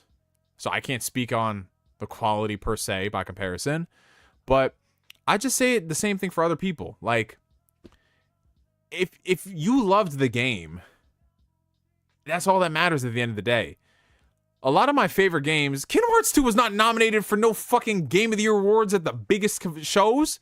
Sure, local sites and everything might put it up as theirs, but I'm not losing sleep over the fact that KH2 never got nominated, Devil May Cry 3 never got nominated. Like, I got better shit to do, man. I got better shit to do. What's up, Devil Genius? I got better shit to do. Don't worry about that. Like, was Fire Emblem 3 Houses nominated in 2019? No, it was not, but I love that game to death. So, I don't lose sleep over it. It's just one of those things where it's like, someone is always going to complain that their game is not on there. But I say this, what if Starfield was on that list? People would say that there's justice, and we are vindicated, and they finally did their job. But then someone else would say, why wasn't this game on there? It's just dumb, man. I can't with that shit, bro. It's cool to see your game get up there, like seeing Persona 5 up there. That was awesome. But it wouldn't change anything at the end of the day for me. Cyberpunk Phantom Liberty is Game of the Year, but no one's ready for that conversation. I'll get to it eventually, but I've heard really good things. I have no interest in the PS Portal. As a streaming only device, nah. To me, that's a very like specific situation where I'm not married. I don't have anybody occupying the TV. I don't need the portal. I just don't need it. Like, if it was a native device like a Steam Deck that played PS5 games, oh, I'd buy that for $500. But I just spending $200 on that, and just the fact that I would need to buy a $200 Bluetooth, well, not Bluetooth headset, but their version of a Bluetooth headset, because I don't want to use wired controller with that, wired headset with that. It's just not worth it to me.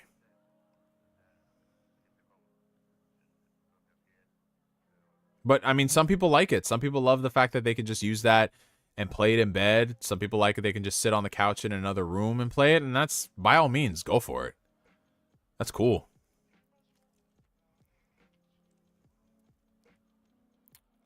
But if I really wanted to do that for my PS5, I could just download an application on my Steam Deck and do it. I could just remote play it that way if I wanted controllers. I don't need to use a backbone. I could just use a Steam Deck. I love me a good Godzilla roll. I like Philadelphia rolls. A lot of people don't fuck with cream cheese, but I love cream cheese on my sushi. I like a spicy crunchy tuna, spicy crunchy salmon. Yeah. Oh god, now I'm hungry, you guys.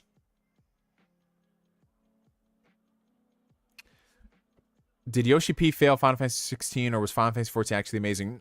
So I can't. So the thing about this is that, like, Yoshi P is very good in terms of managing a game and in terms of, like, how he handled 14.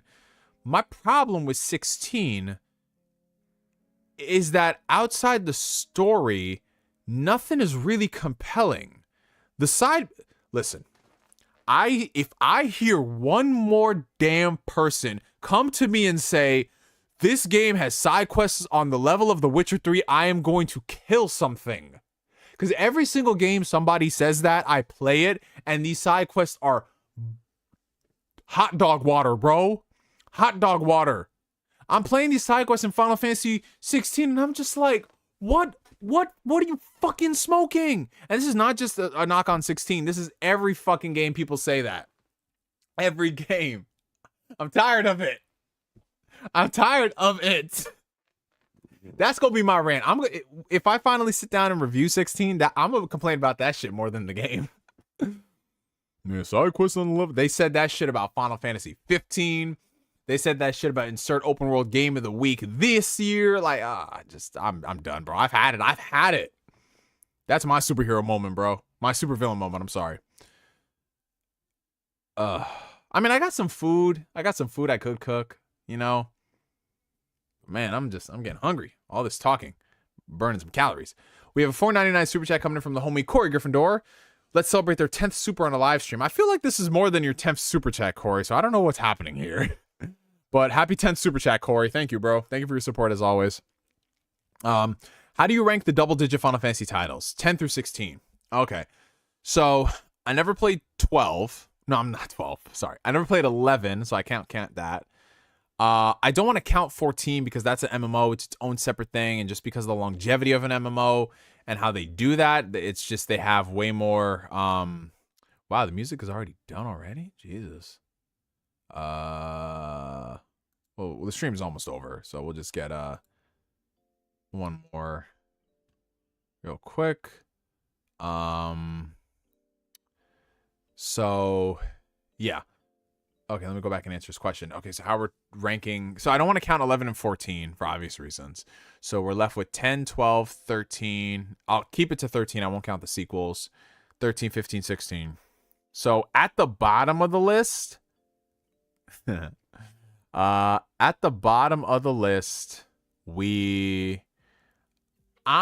put Final Fantasy 15 at the bottom.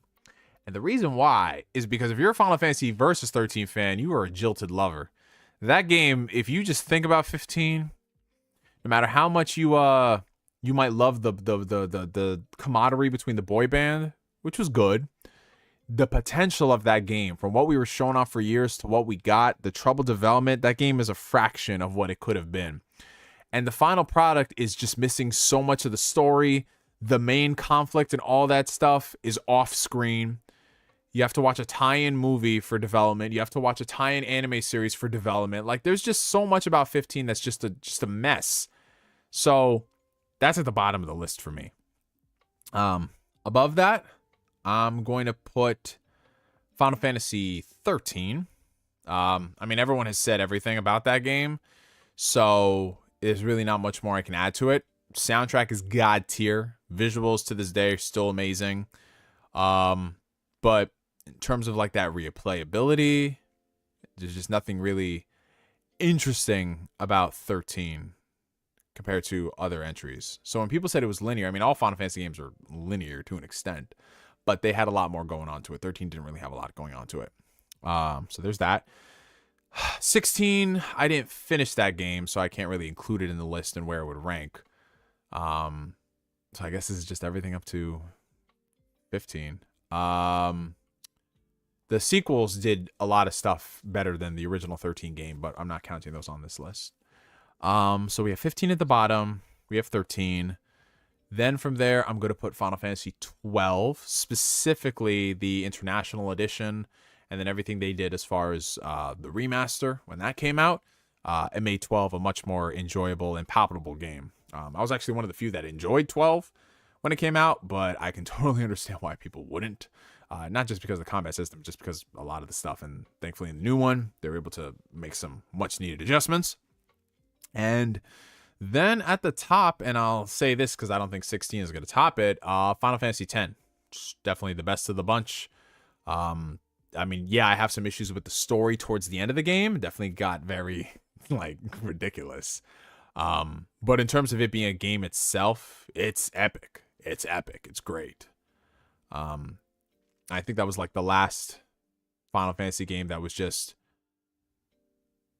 epic in that sense. If we're talking the mainline games, where it didn't have, like, a lot of asterisks you had to add to it. So, yeah, I would say, like, 10 is the best, followed by 12. And then from there, 13, and then 15. 16, I don't know where it'll rank, but it'd probably be under 12 for me. So.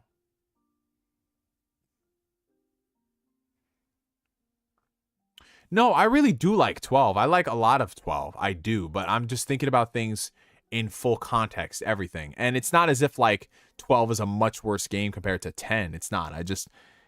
10 is just really good at doing a lot of things more than 12, even though it's strange. But I think you guys understand what I'm talking about. It's like, for example, Persona 5 Royal, technically speaking, is the best out of the modern bunch of Persona games. If you're talking about accessibility, if you're talking about streamlining stuff, quality of life, for obvious reasons, because it's the newest game. But characters, story, some of that other stuff, I like Persona 4 and 3 better. But that doesn't mean that 5 isn't amazing in its own right, because it is amazing. Hence why I have 1, 2, 3 copies of it already.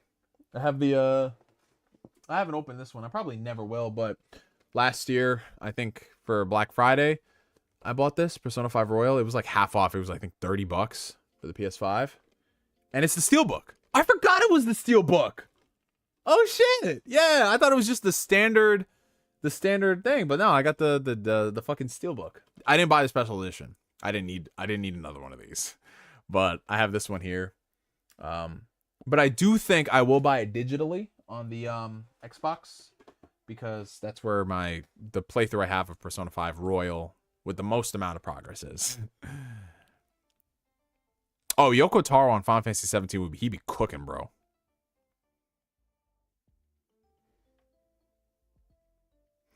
But I'm looking at the clock right now, you guys. It is 9:19 p.m. And I think it's about time we wrap things up for the night, my friends. We've been streaming for, what, a little over 2 hours? I think it's that time, y'all. I think it's that time, you guys. Because your boy Neo is starving. And I feel like I'm getting a little ab workout in from all this talking I've been doing. Oh, man. But as always, you guys, I want to thank you for coming through to the stream. Very, very, very successful Ask Neo, as per usual. It'd been about like 2 weeks since we've done a proper one. But I like us having these streams in between the podcast shows when there's not a lot of stuff to talk about. We can just chill, hang back for a bit. And yeah, if there's anything new that drops within the next coming days, we'll just talk about it on next week's stream. If you guys haven't already, make sure you hit the like button. It does help out the channel tremendously. It helps send this out into the ether so we can bring more people in here. Also, make sure you follow your boy on all social media outlets. They'll be linked down below in the video description. We just hit 10,000 followers on Twitter, so that is awesome. I appreciate you guys so much for your support. And then we got a last-minute $5 super chat coming in from Don the Otaku. He says, the last batch of mainline Final Fantasy games and side games have all been mid. It's time to retire the franchise. Foam Star should be Square's new flagship. Oh, this man is sounding like a true pony right there. Because he's hyping up Foam Stars. He's hyping up that games as a service. Okay, Jimbo. Okay, Jim Ryan. I see the vision. I see the vision. I see the vision. But yeah, what y'all think about that comment right there? Do y'all think he has some merit to it? Is Foam Stars really the secret sauce? Is it the secret sauce for Square Enix? Oh,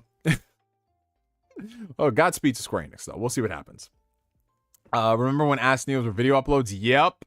Back in the day, man. Back in the day, we used to do them 10-minute Ask Neos, and then 20-minute Ask Neos, then hour-long Ask Neos, and now they just streams. But I like the streams because it has really good interactivity.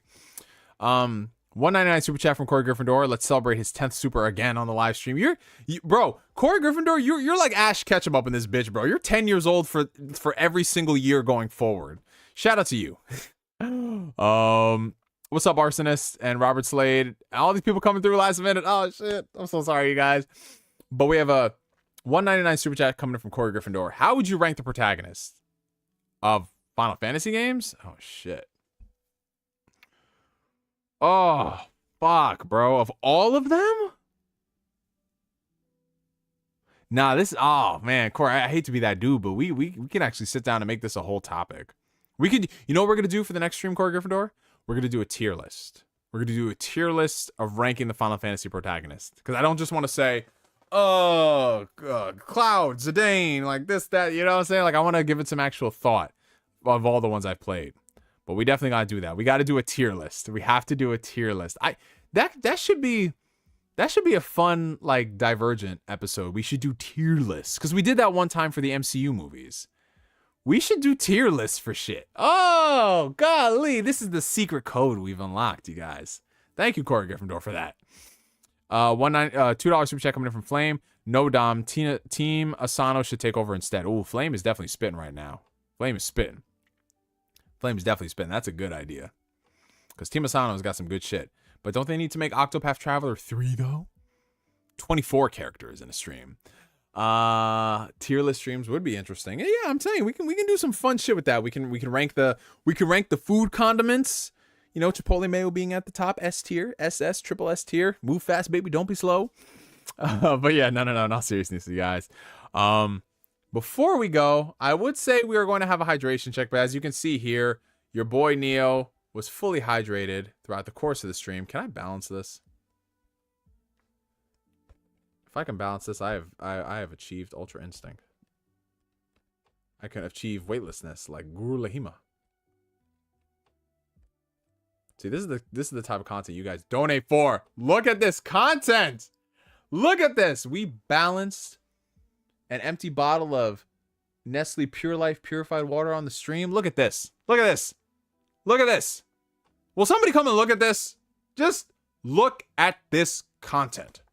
I'm channeling all my chakras into this, you guys. I'm seriously, it's awesome. Hey, no TV static, congrats. Oh no, rest assured, we still got TV static in the fridge. But watch out, the spiders are behind you. Where? Spectacular Spider-Man? But just think of that as our hydration check. We will be back next week, fully hydrated for another stream.